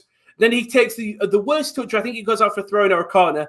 Marco Reus screams at him from behind, going, well, hey. He's not going to be carded. But Dortmund really are just having fun. They're losing. They're on the back foot. But they're having fun at the other team's expense. It's great to watch. You're getting just great attacking football. I'm getting Dortmund being pricks. And without saying there's too much happening to stay on one match. That is in my games, it's just Sunday League antics. What? I think they might be checking a handball here. I'm not quite sure. There's going to be a sub for Porto anyway. Otavio's going to come off. I think, Malang Sarr's coming on. Another defender in there, which they need. Chelsea. I'm not sure if they're checking the handball. They had a replay of Pepe clearing the ball and it hit someone's hand. I'm not really sure there was much about it, but hits probably one of his first opportunities to actually make a decent save. Papu Gomez comes on immediately outside the box, drills it across the floor, and Hitz does well to dive to the thing and put it out for a corner. It's actually a really good stop by Alan Hitz, who hasn't really been tested this game. Corners in, back to Ronaldo! Good save by Marquesin again. Put it back in by Ramsey. Still not cleared. Rabiot nods it on, looking for Cuadrado. It's cleared away. Still not cleared though. Rabiot, Cuadrado, Rabiot, Arthur. Had to take it back a little bit now. And I think he's going to win a foul for Juventus. Is he? Yes, he is. I mean, Window's just said, yes, Sarr coming on. So clearly happy about that. By the way, Thorgan Hazard, I'm glad that he's back for Dortmund because he's playing well. And if hopefully Sancho, Bellingham plays it through to Haaland. It's a 3-on-4 now. Haaland takes it past Diego Carlos. He's got men in the box. Plays the ball lane. Chiesa! Oh, it's in! Chiesa's done it. Juventus have done it. It's 2-1. Wow. And it's Federico Chiesa. Absolute hero's performance today. He has picked Juventus up and put them on his back. What a ball in that was. I think it was from Cuadrado. It was from the right-hand side. And Federico Chiesa, he's where Ronaldo's normally heading him in. It's Juan Cuadrado with the ball in. Chiesa nods it past Marquesin. 2-1 Juventus. What a game. I mean, we said don't rule Juventus out. They've clearly said this corner from Dortmund. Not one. By the way, we had a problem between Elland on the left, plays a lovely ball in. Bellingham just couldn't get onto it, and then Marco Reus too far apart. But Sevilla on the counter-attack here with Suso. They've put a lot of men forward. And it's going to be a foul come in the midfield, sorry. But well done, Juventus. Now, this is where it's interesting. It's 3-3 on aggregate. Both teams have scored 2 goals. 1 goal, 1 away goal, were it? Yeah. Yeah, I mean, if scores stay as we are, we're going to extra time, Rowan. Oh, we love some cheeky extra time penalties. Fingers crossed we can get penalties in that game. There is going to be... there's going to be a sub in this game. Felix Paslak's coming on. Okay. Not who I thought. I thought it would have been Matteo Mori. Instead, Torgan Hazard is going to come off. Also, I think Terzic has been playing it safe, taking Hazard off stuff. Hazard's coming back from, I think it's nearly a 7-month injury, if I'm right. It's a long time he's been out. So Felix Paslak coming on. Hopefully, let's see him. I'm interested to see what they do here. If Paslak goes at right mid, or if he sits at right back, Mori comes in. Show! Chiesa again. No. Which one? He's looking for Morata, but he's cleared away. Seems like Juventus are really going for that second. Oscar had a free kick outside the box, nothing much, but hits it with so much power. Has to parry it over the crossbar. Sevilla have a corner. Crossing, well defended by Erling Haaland. Awful pass away by Sanusi. And Juventus coming forward again. Morata turns his man well, wins a free kick in a penalty! And I think that's going to be Emre Can. Yeah, yellow card for Emre Can. It's a penalty. And it's the man who's not been on for long. Luke de Jong wings it. Referee immediately goes down. See what happens. Papu Gomez plays a lovely ball in. Can pushes Luke de Jong. It's a stupid. Rowan, stupid from Emre Can. You've got a penalty. I've got a massive, massive opportunity. And there's only one man that's going to hit this from about 35 yards, isn't there? Cristiano Ronaldo's up. It'll be interesting to see what happens here from this penalty. I don't know which will get taken first. Well, actually, Ronaldo's run away from it. Cuadrado's going to take it. It's going to be a ball into the box. Yeah.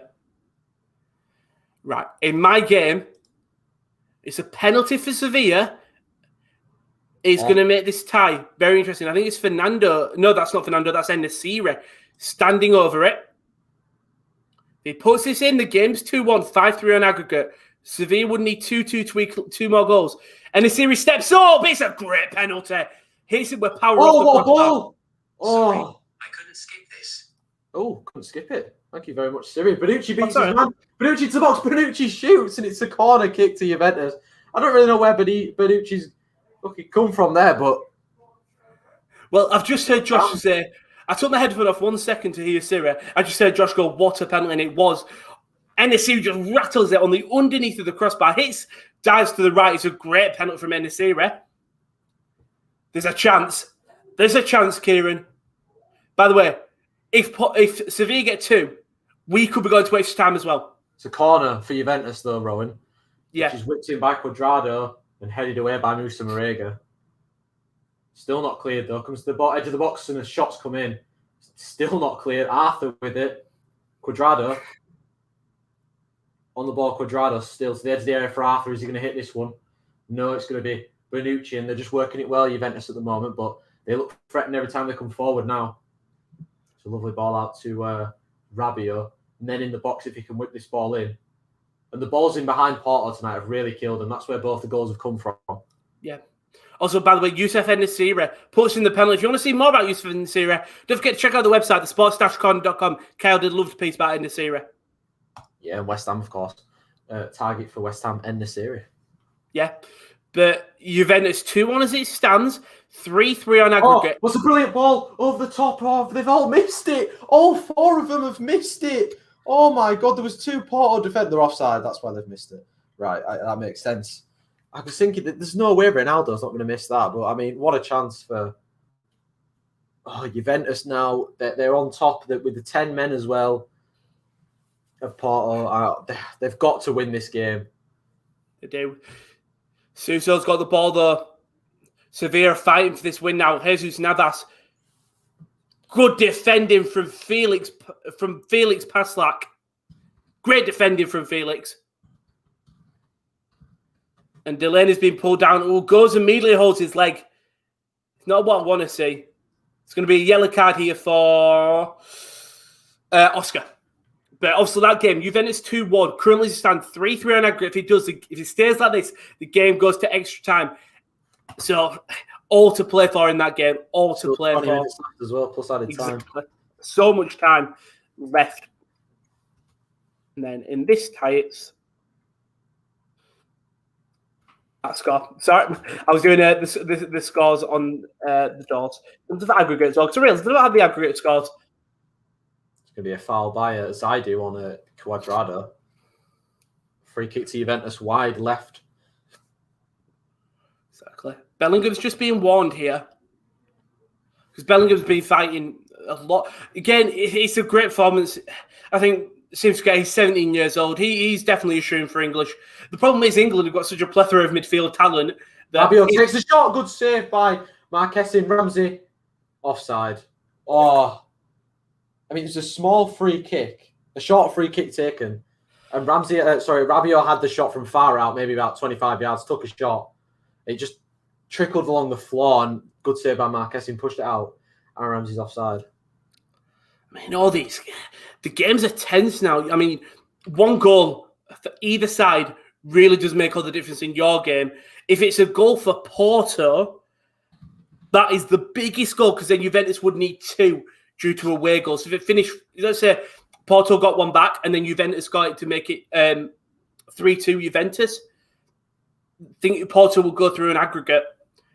And on my tie, Sevilla need to get 2, but they're attacking nice. I mean, we had an early chance. Royce had a claim foul. Haaland tried to claim it.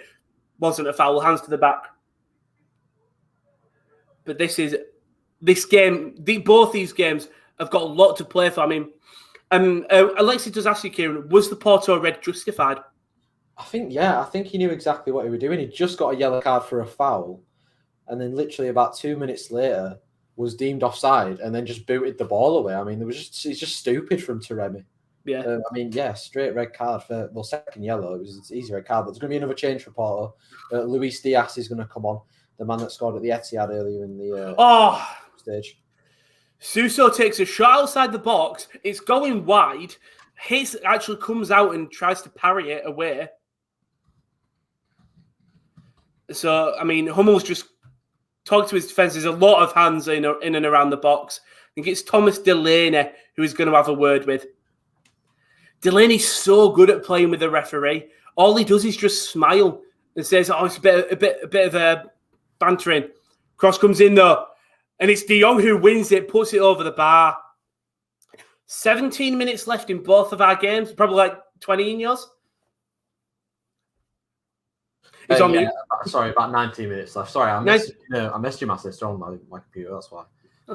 20 minutes left in KD's game. Juventus versus Porto, 2-1 as it stands. I mean, if we look at the stats in terms of my games, Sevilla 14 shots, 6 on target, 67% possession. Dortmund 5 shots, 3 on target, 33% possession. That was such a good touch by Chiesa as well. It was a good opportunity for Juventus, and I mean, Bonucci again with another one of those over the top balls. Chiesa just takes it down with his back heel, but unfortunately it was just misjudged, miscontrolled, and into the hands of Marquez. It seems like it is all Juventus in your game now. Yeah, they're really controlling the game as expected. It's going to be. Good pass, like he was offside. I thought there was a chance for Felix Passlack to score against Sevilla in the Champions League. It wasn't. But he was not open, but he battled Jules Koundé to the ball, wins it, but he was offside from the initial ball in by Haaland. Not long left now. For both, I think both teams, I think Juventus, as you said, probably the momentum is with the Italian side. But if it goes to extra time can change everything. I think if you're Porto, though, you probably don't want it, especially being down to 10 men. I don't think that's really going to benefit you. And with ours, extra time is very unlikely. It's only 2 goals they need. If Dortmund score, I think this tie is dead and buried. But again, that penalty really, really helped Sevilla. Really did. But 15 minutes left in this game. The game is not over. That's one thing you can say about the Champions League. The game is never done to that final whistle. Because Papu Gomez plays in the middle. Good stop by Delaney to Royce. Doesn't get it through to Haaland. And we're back under the feet of the Sevilla player. Oh, it's a bold ball. It's a really bold ball. It is kept in by, I think that's Jesus Navas. That's Papu Gomez, driven well, puts the ball in the box. Mats Hummels has had a stellar game. Not in terms of just getting rid of the ball. He's never gone to anyone, but he's just stopped it from going into that danger area. Marco Royce has won it back. Plays it into the centre to Haaland, who gives it back to Royce, back to Haaland. He's going to put it in the midfield to Dahoud. Haaland is fouled. Advantage will be played. Haaland's gone down holding his leg. Now Bellingham has gone down. That's a dirty foul there by Fernando. And he's going to get the yellow card. He does, in fairness, he does apologise to him. When I say dirty, he's got to commit the foul. I mean, Chiesa's begging for the ball. He's in so much room. I mean, I'm about to say, it seems like this is a game for Chiesa, really, from what you've been telling us. Yeah, I mean, he's really come of age. Been fantastic in the second half. Not long left, though. Not long left in these games. I mean, anything could happen. Haaland's gone down. I don't know what he's holding, but they're gonna slow the game down to bring on the medic bench. I'm just watching here. Haaland plays through to Royce, and then Diego Carlos just pushes him in the face. 2 subs for Juve. Bonucci's going to come off to be replaced by Matthias de Ligt, and Weston McKennie's going to come on as well. I'm not quite sure who's coming off the American, but we'll have to see. Just good to see Weston McKennie get on the pitch. Yeah, I really like him. Maybe you can add a little bit more zip. Is this his first game since he signed? So when was it announced? Aaron Ramsey's coming off. No, he played at the weekend. I couldn't remember when he was announced, whether it was a Monday.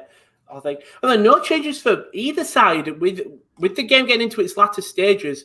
No teams apart from the early changes, the double one from Sevilla and the one from Dortmund. No other changes. A lot of players are going to be standing. Oh, it's because of Haaland is down injured. He will play on, I think. If not, if Tigges comes on, I'm buzzing. Haaland isn't. Haaland's not going to come off. I think he's told the referee if one more dirty challenge comes in, he'll have to come off. But he's all right. I've just got this feeling that Ronaldo's going to score a winner for Juventus. Really? Whether it be in normal time or added time. Seems like one of them games. It just seems like one of them games. He's done nothing all game. He'll just pop up in a vital minute with a goal. But Juventus got it wide left-hand side of the penalty area with the man of the moment, Chiesa. Better in the second half, Rabiot now. They're just working it right to left, left to right, making the space. Yeah. There is going to be a sub here. Oliver Torres is going to come on, and Oscar is going to come off.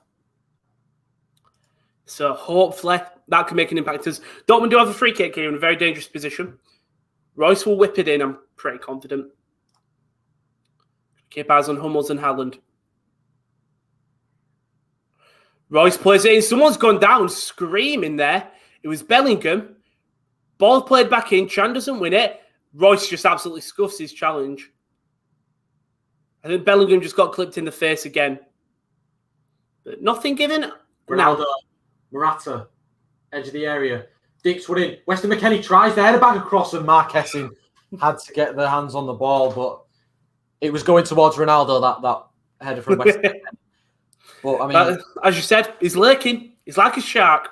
He literally unmarked as well, which is dangerous when you've got Ronaldo in there. I mean, Porto really needs to start picking him up a little bit more. Malangsar lost his man completely.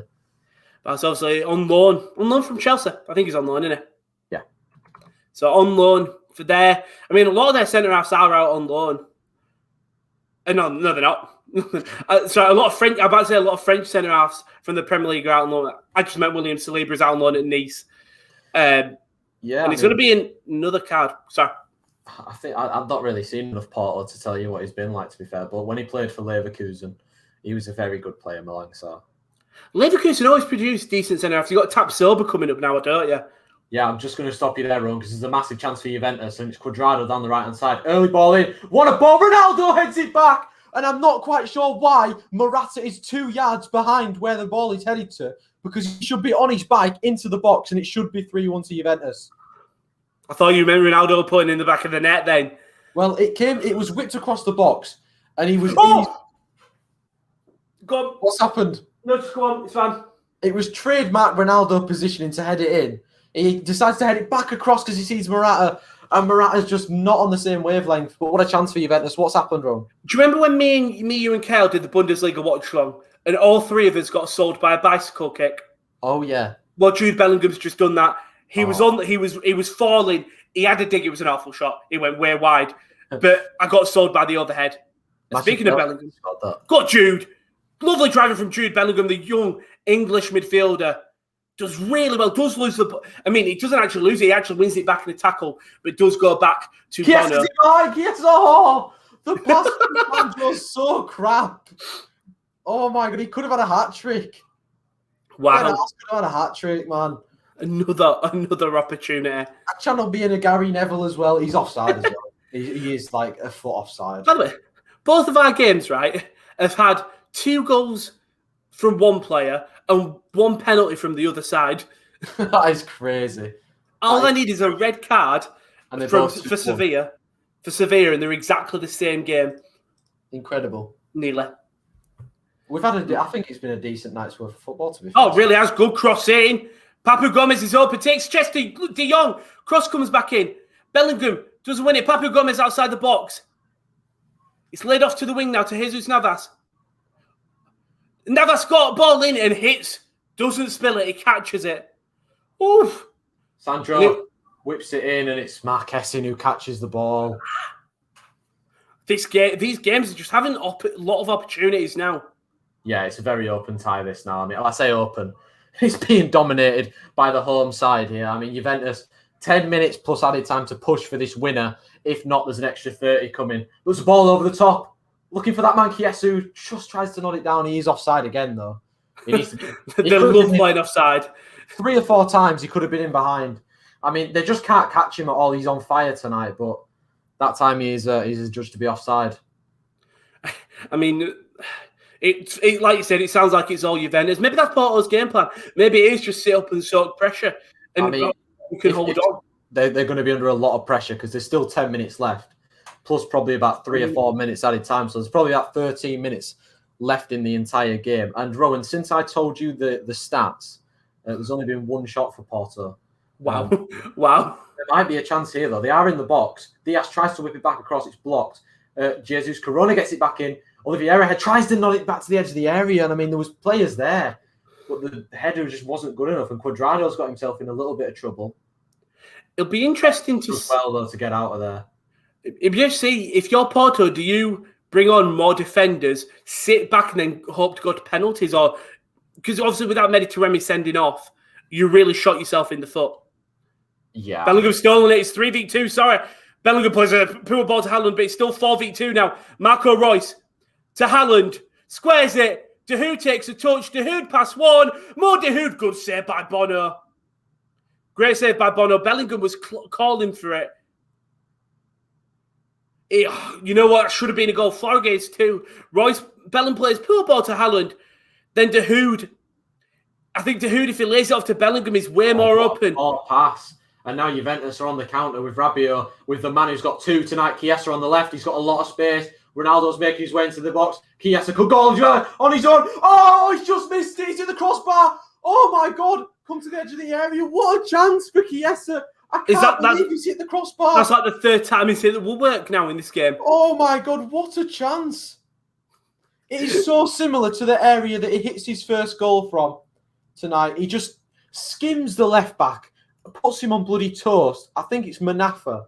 Puts him on bloody toast, and he just bends it with his right foot and it whacks the crossbar. Oh, my God. By the way, Dortmund have just been defending resiliently. Oh, punched away by Szczesny Malangsar with a long-range effort. And Juventus can come away. Ball's played through on the wing. Cross comes in. It's a long, high one. And he'll go out for a corner. Cuadrado. Yeah. Oh, my God. This game's absolutely... It's been brilliant, this game. I'm not going to lie. Second Same half here. especially. I mean, in terms of chances, you've had a plethora. Oh, Jesus Christ. It could be 5-5 the way this game went, especially the first half for Porto and the second half for Juve. Wow. Ronaldo picks it up, drives past a few. Still Ronaldo, still going. He's brought down. Referee says no free kick, and Porto can come away with it with Mbemba. Well, a double change for Sevilla. Mounier is come on for Suso, and Rakitic has also come on, but the corner's going to be pulled in. It's sent in, good punch away by Marwin Hitz. Jesus Navas is outside the box, plays it all the way back in. Haaland does his defensive duties really well, not cleared away by that's Nico Schultz. Ball comes in, Hummels heads it. Haaland heads it. Papu Gomez now on the wing. Papu Gomez does really nice there. Ball still in Dortmund's favour, and they will win a free kick. Marwin Hitz will take this later on, but Juventus Porto, what a game you've got on your hands right now. We still go to extra time, as it stands. I don't know how we're still going to extra time, because, I mean, Federico Chiesa himself could have had this game on ice, to be honest, if he'd have scored that chance. But there's still 6 minutes left, plus added time. There's still one more big chance in this for Juventus, I think. And it just, if it falls to the right man and on the right foot at the right time. Yeah, by the way, Marwin Hitz, today, he hasn't been the best keeper. He doesn't catch the ball. I've realised this a lot. There's a situation there, the cross coming is an easily catchable from a keeper. He punches it away instead. Papu Gomez has stolen the ball, though. He switches it all the way across to Jesus Navas and made a lovely run on the right. Who cuts on his left, puts the ball in, blocked by Dahoud. Gomez takes a good first touch back to Navas. Paslak will push him. The game will slow down here. Sevilla are going for it. They really are. So the change with Mounier and Rakitic really bring the attacking intent. Cross comes in. It's a good ball. There's just no one there. Marco Reus will play it to the midfield. To Haaland who's pushed back. Rosie Marego is at the side netting. Come on. There's got to be a goal in your game, surely, before the end of this half. Well, he gets in the box with his back to goal, swivels with him too, tries to put in near post. It's just into the side netting, but it's a great chance. Porto's best in the second half by a country mile, and I mean... Oh, that's lovely. So Felix Paslak has just won a header, played it through to Dahoud, who played it back to Paslak on the wing. He's just going to take it to the corner, and he's lost it in the corner and made good, well done by Oliver Torres to win that back. And Jesus Navas will clear it, but Paslak buys Dortmund time. Schultz, though, to Delaney, to Dahoud. He's got Paslak on his left. Opts not to use him. We'll push it into the middle. Oh! Got you first. Oh, my God. What a ball in from Chiesa. It is literally on the head of Cristiano Ronaldo. I think it's just take a little flick of Chancellor Mbemba to take it off the head of Ronaldo, who would have surely headed that in for 3-1. Oh, my God. What a chance. I mean, we had another opportunity. Cut inside. Dahoud had passed like he went for it himself, took a shot. Bono Paris said, we are also going to have a change. Nico Schultz is going to go off and Dan Axel Zagadou will come on. Just a defensive insurance. No. Went through everybody. Oh, my God. Alexandro headed on. He went through everybody. Comes back out to Arthur. Out to Rabiot. Is he going to shoot? He is. He hits it. It's over the bar. Oh, Haaland has took it. Go on.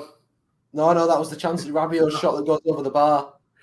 So I was saying Haaland took it to the corner and lost it. Held it for a lot longer than pass that did, as you'd expect. Good defending there from Felix Paslak. I mean, Zagadou's gone and sat in at left back. So, good challenge there. I'll go for a throw-in for Sevilla. And the coaching staff are just screaming for them to push up. Oh, it's going to be free kick, sorry. Oh, Chiesa's got away from Manafa again. On the left, Chiesa had to bring it back. He's still got the ball, though. Ronaldo tries to give back to Chiesa. I think he's going to win the throw-in. The referee and the assistant are just screaming for the Sevilla players to go back to the bench. But it's going to be a deep ball in by, I think that could be Rakitic. Good ball with De Jong. Puts it in, hits. This is where hits is good. He punches the ball away. Cross comes in by Papu Gomez. Zagadou clears with a hefty clearance. We're about 20 seconds off from the 90-minute mark. And he just says, hi, Rowan. Hi, Hello, Ian. Hello, Rowan. Hi, Keddy. But as it stands in this game, just about to hit 9 minutes, it has been all Sevilla again. Since Dortmund got that second goal. I kind of want this to go to extra time. I'm not going to lie. More and more chances. However, I would like a late winner just for drama. What I'll do is, if we do go to extra time, is we're going to have a head injury here, and that's going to be Thomas Delaney. Munir walking over to him, and Hummels immediately pushing him away, same with the referee. 6 minutes at a time. Chiesa, left-hand side of the penalty area, cuts back. Brilliant ball in through. Oh, he's headed away by Mbemba. Body on the line. Rabiot to Sandro. It's back with Matthijs de Ligt now. And Ian said, are you doing the Sydney game tomorrow? No, Ian. We only do the Friday morning games just because, like, Tuesday, Wednesday, Thursday, Champions League. Friday mornings, afraid there's nothing going on then. And also, I want to sleep in on Wednesdays. We have nothing on a Wednesday, do we? We don't. Bellingham flicks on to Haaland. Doesn't get to him. Good defend him. Well, it seems like De Jong's coming at CDM, by the way. Delaney wins the ball back to Felix Passlack. To Jude Bellingham. To Haaland. Rabiot. Haaland and Bellingham get... Yes. Oh, brilliant defending. But I think it was Chancellor Mbemba back there. And I mean, if you would have told Chancellor Mbemba when he was at Newcastle, he'd be playing in the Champions League round of 16 in about 4 or 5 years' time against bloody Ronaldo Ronaldo, he'd probably bit your hand off. But another sub for Porto, Marco Grujic is going to come on. I think for I think it's Uribe coming off. It is. That wasn't nice. A kick to the face. It's for Mats Hummels. It wasn't on purpose. De Jong heads it and Munir goes for the ball. Does kick Hummels. Ian, the next game is Melbourne versus MacArthur on Friday. And then Ian says, hi, KD. You all right, mate? There you go. You eventually got it. I couldn't. I refuse to watch BT Sport game anymore. Oh my God! Every time a ball comes into the box, it either ends with Chiesa on the end of it, or bloody Chancellor Mbemba heading it away. Incredible so far from him. I mean, they've defended well tonight, Porto. Apart from the 2 chances for Chiesa which he scored, they've defended really well and they've been really good. Arthur tries the ball over the top. Morata is in. It's Alvaro Morata. It's 3-1. I think he might be offside. He's offside. Oh, he's offside. Is he offside? Oh, well. He might not be offside. I'm not sure.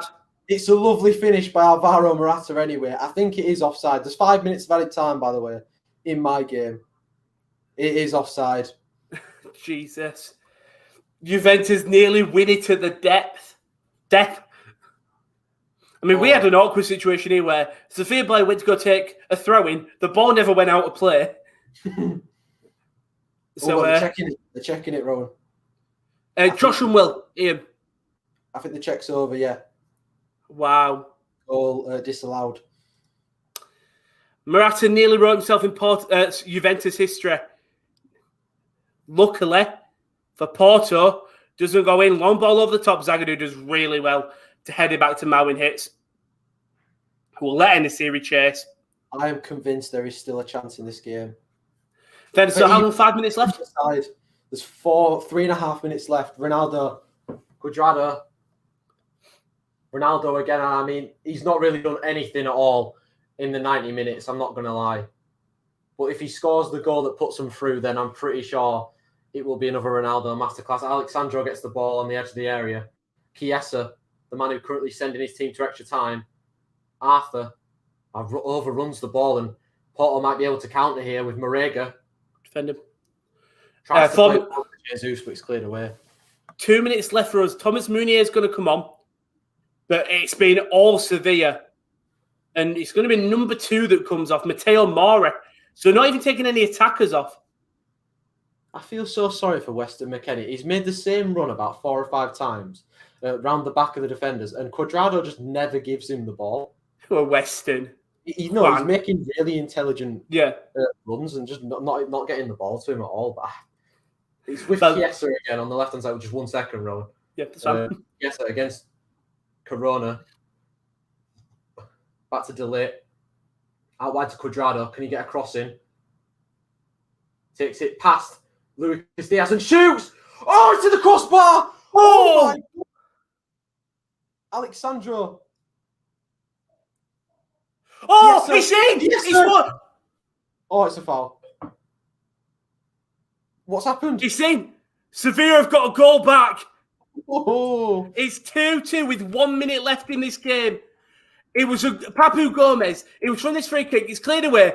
Papu Gomez switches it all the way across to Luke de Jong on the wing. It's an amazing ball in, and that's an incredible header by En-Nesyri. wow, he's got 2. That is an incredible header.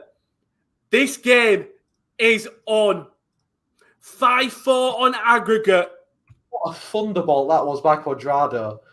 It's on the curl and it just whacks the crossbar. Oh my God. Well, so Dortmund tried to shit out it by taking Mori off. Mori ran from the one left of the pitch to the other, and then from the resulting free corner, it goes in, long ball over the top. Luke de Jong can't get onto it. There's a minute and 20 seconds left over before. Kuna plays the ball in. Good defending from Hummels, resilient. It's fouled outside the box to de Jong. There's a man open on the right. It's Jesus Navas against Felix Pashlack.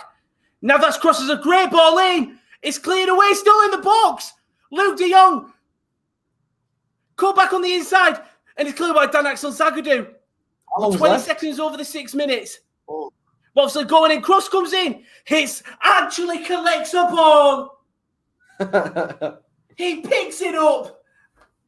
Sevilla player's gone down in the box.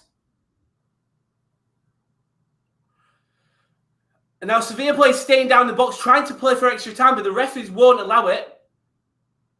Long ball by Marvin hits. We're a minute over the time. It's put into the box. It's cleared away. We have 24 seconds left here before potential extra time. We're a minute over. By the way, the whistle's blown. Dortmund have gone through.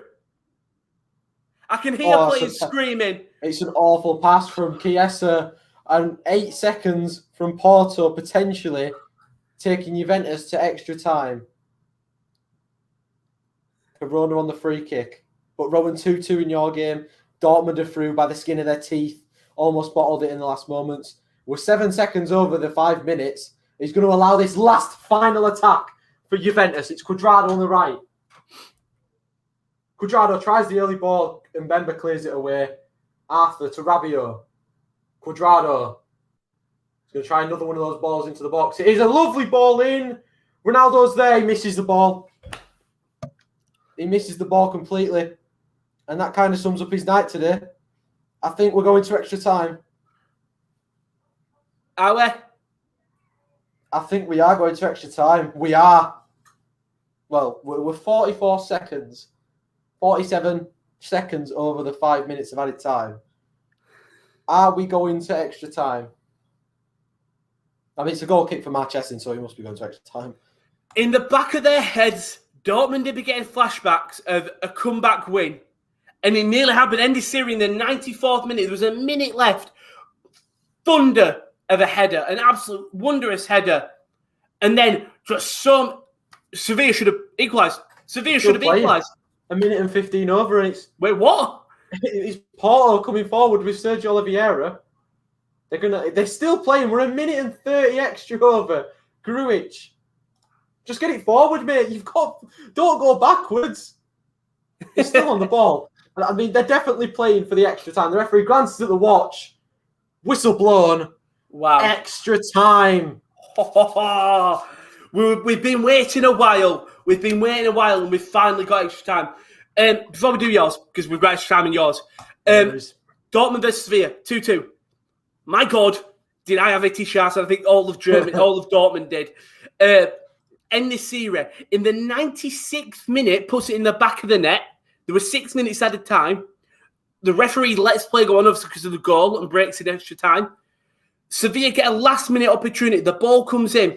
It's in the box for around 45 seconds, but no Sevilla players take a chance. And that's why they didn't win. Get the equaliser to go to extra time. If any of the players who had the ball at the feet took a shot, you could have been one step closer to the next round. Instead, they tried to play it to each other. Eventually, it was cleared. Eventually, Marwin picked up the ball, went down. There was a player down injured. It was called Dortmund go through narrowly. Very narrowly. They were 2-0 up. They conceded a goal 14 minutes later after their second penalty. En-Nesyri scores his penalty. And then En-Nesyri puts in the back of the net. Just too little, too late. Dortmund progressed in what was a Sevilla-dominated game, but Dortmund did what they had to do. And over in Italy, it's time for extra. That was one of the most entertaining second halves I've ever watched. No worries, mate. That was one of the most entertaining second halves I've ever watched in the Champions League for quite a while. I mean, it was end-to-end for a few minutes at the start of the first half. But, I mean, Juventus absolutely took it to another level. Should have won in the 90 minutes. Excuse me. Should have won in the 90 minutes. But, I mean, we're going to extra time, guys. So you've got to stick with me and run for another 30 minutes, plus potentially more, if we go to penalties. But incredibly, somehow, we are going to extra time after Juventus hit the crossbar 3 times in the second half, 2 through Chiesa and 1 through Cuadrado, and he had the wonder thunderbolt at the end of the second half that could have won it for Juventus. But, I mean, fair play Porto, defending resiliently. Pepe and Mbemba have been absolute colossal tanks at the back tonight. But wow, what a game we've had, to be fair. And it's only going to get better in extra time, I hope. I hope now both teams really go for it, especially Porto, because the game is going to be quite open. Juventus pushed a lot of people forward, and Porto have that massive chance now to potentially go to penalties and backdoor this result, of course. After conceding the second and having Taremi sent off, they would have been thinking, well, here we go. We're probably not going to get through this thing. But bearing a miracle, they look destined to be going out. But they've shithoused extra time. Can they shithouse a penalty shootout? Who knows? By the way, sorry, I'll read a couple of comments. My throat is killing. After the itty shars of the final minutes in my game. God. But a couple of comments. Alex said, did Haaland really go and yell in Sevilla goalkeeper's face after he got a penalty? Kyle said, yes, Alex did. He went up based on the goalie. So basically, he put the penalty away for the second time after the first one being saved.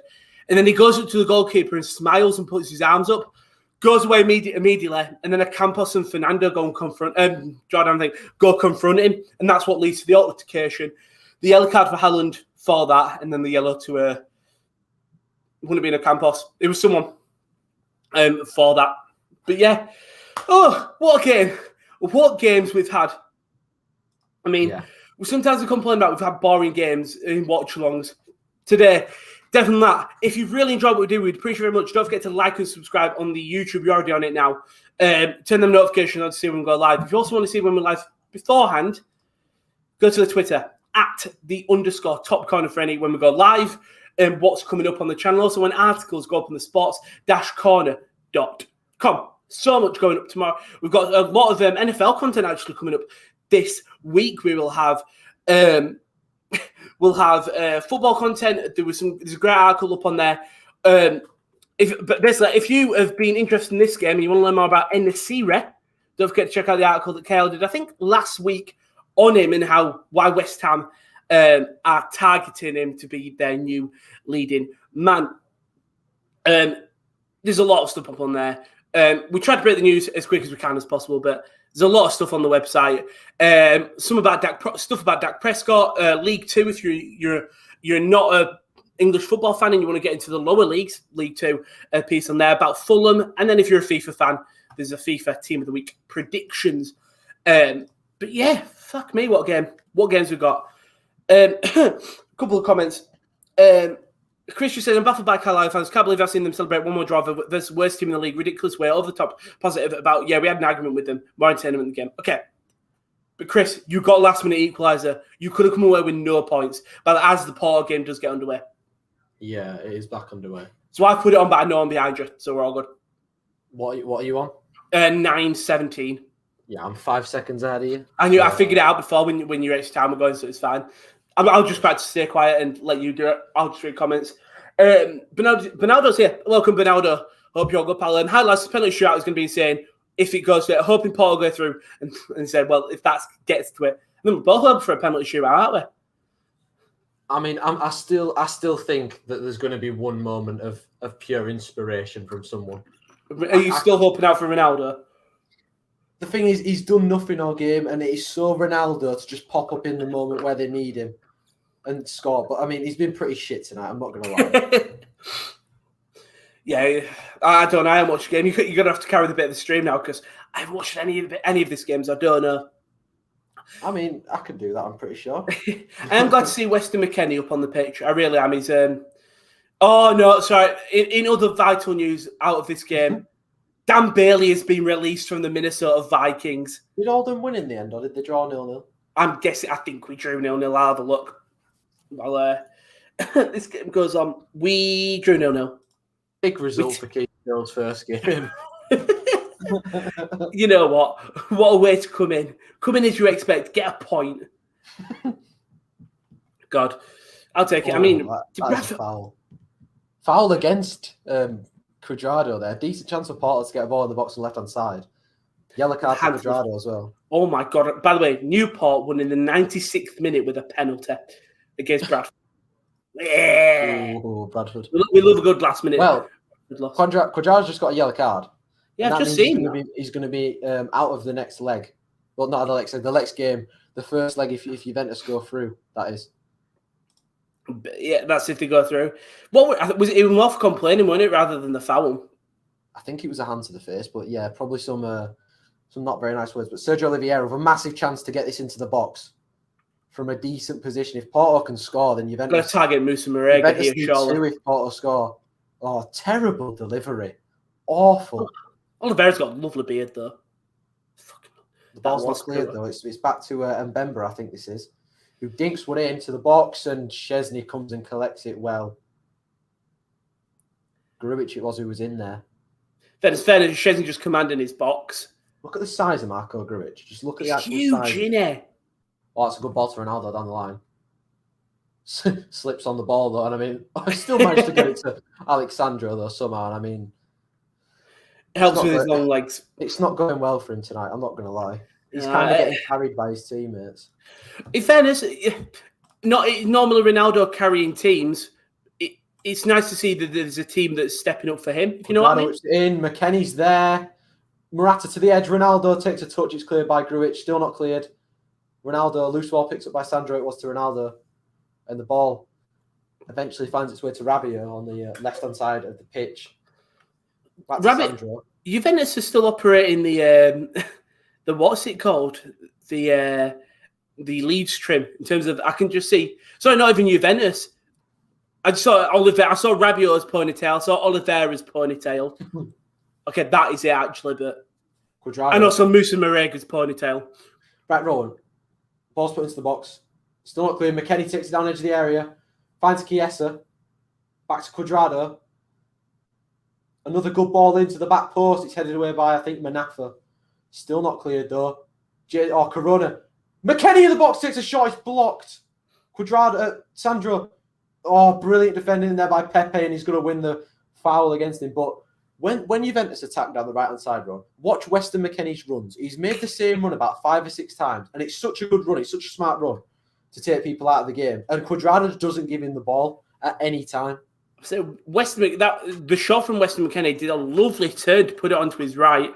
Couldn't obviously put it away. It was well blocked, but I love that Pepe practically does have everyone's respect on the pitch because he's just a shithouse, isn't he? I love a shithouse footballer. He's great. You know, you can tell he's shithouse. He's got a bandage on his eye. Like you see that little plaster on his eye. That's how you know he's shithouse. Is it stitches? Stitches. Stitches. I'm losing my voice. I don't know how. I've got to praise Josh. I'm just going to praise you. In fairness, it's rare that we've all ever had an amazing game, apart from probably tonight. Yeah, tonight's been really good. So I thought Pepe completely messed up, but then I realised you hadn't reacted. By the way, Federico Chiesa is the first Italian player to score 2+ goals in the knockout stage for Juventus' Felipe Inzaghi in 1999 against Man United. That's crazy, isn't it? 21 years, sorry. Jesus. Oh, there's a ball onto Corona on the left-hand side. The tricks are coming out. Pulled back to Oliveira. Wide right to Manafa. Decent chance to get a ball in the box here. Does just that. Oliveira chests it down. Cleared away well by, I think, Weston McKennie. Him and Cuadrado have a similar trim, of course. They both got the afro. They do. They do indeed. Oh, it's going to be a foul on Ronaldo, I think, who's put into the stands by one of the Porto players. Not things you love to see, but you sort of like to see Ronaldo being outstrengthed. I mean, it wasn't outstrength. I think it was Marega, to be fair. So, I mean, you're not outstrengthening Marega because he's an absolute fucking unit. But Boof. Thoughts on Kiko as Oldham manager, Rowan? Says Chris. I think Harry Kewell was fine. Genuinely, I think he was going. I thought if you give him time, you're going to have a poor first season under him. You are. He hasn't much experience. But once he learns that team, I genuinely think he could have took us to them further up. I really do. I mean, Bernardo Case looks up for it. He's going for his hat trick. And then Coward said, I'll be good if Porto don't go through. Is that going to be a foul on Diaz? It is. From Alexandro, just lost his footing and lost the ball. I think it's going to be a yellow card as well for Sergio Oliveira for complaining. By the way, I love Kieran's tweet. If you haven't followed KL on Twitter, it's at K-I-E, capital K, and then L-A-W-L-E-R. He just went, there's a reason Marquezine was a player to watch in the knockout stages. What a half the Argentinians added. And then just linked the Champions top 5 players to watch. I mean, if we look, I do want to look at this list because I want to see how many players he's got that's playing in this game. By the way, I've seen that Sergio Oliveira misses next match. Huge miss if Porto do go through. I mean, he'll miss also obviously the next match of the first. I don't know if that counts anymore. I don't know if the suspensions carry over or not to next year's competition.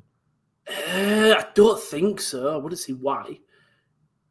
Corona though on the left hand side takes it past Cuadrado. Oh, I think it might be a corner. It is going to be a corner for Porto. I mean, it's a big corner for Porto. Get Malang Sarr up, get Musa Marega on the ball. Oh, is that Corona who's called Teshito on the back? Yeah, that's He's got a right purple eye, doesn't he? Oliveira takes the corner short though to Corona. Lovely skill, boy Marega. Oh, it's caught by Szczesny.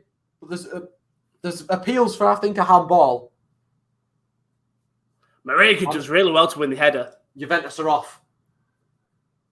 Rabiot. I got a little bit too excited for that Marega chance, I'm not going to lie. I thought he was going to head it with a lot more velocity. There's a man down for Juventus. I think it's Morata. He needs to get back up because his team are on the attack. Rabiot. By the way, I see what you mean about McKennie's drifting out wide. To the back post looking for Ronaldo. It's headed away by, I think, Manafa. And that might be a foul for Juventus. I think it is going to be a foul for Juventus. Chiesa. Or is it going to be a foul by Chiesa on Tecatito? Chiesa's already on a yellow card. I think Corona went down first. Chiesa definitely kicks Chiesa. Who gets to the ball first. Kicks his foot. I mean, I am obviously not quite sure. It's one of them where Chiesa stamps him with his other foot to go clear the other ball, but I think it's been given to Porto. I mean, Kyle said, just like to add, Cuadrado was another player to watch and got an assist. Knowledge, lads. I was going to say, it's Maxin, and then there's also Chiesa. So, not Chiesa, Cuadrado. Trust Kyle tonight. I'm not quite sure what they're appealing here. Handball? Because Malang Sarr just slides over. I'm not really sure what they're appealing. Foul. He slips.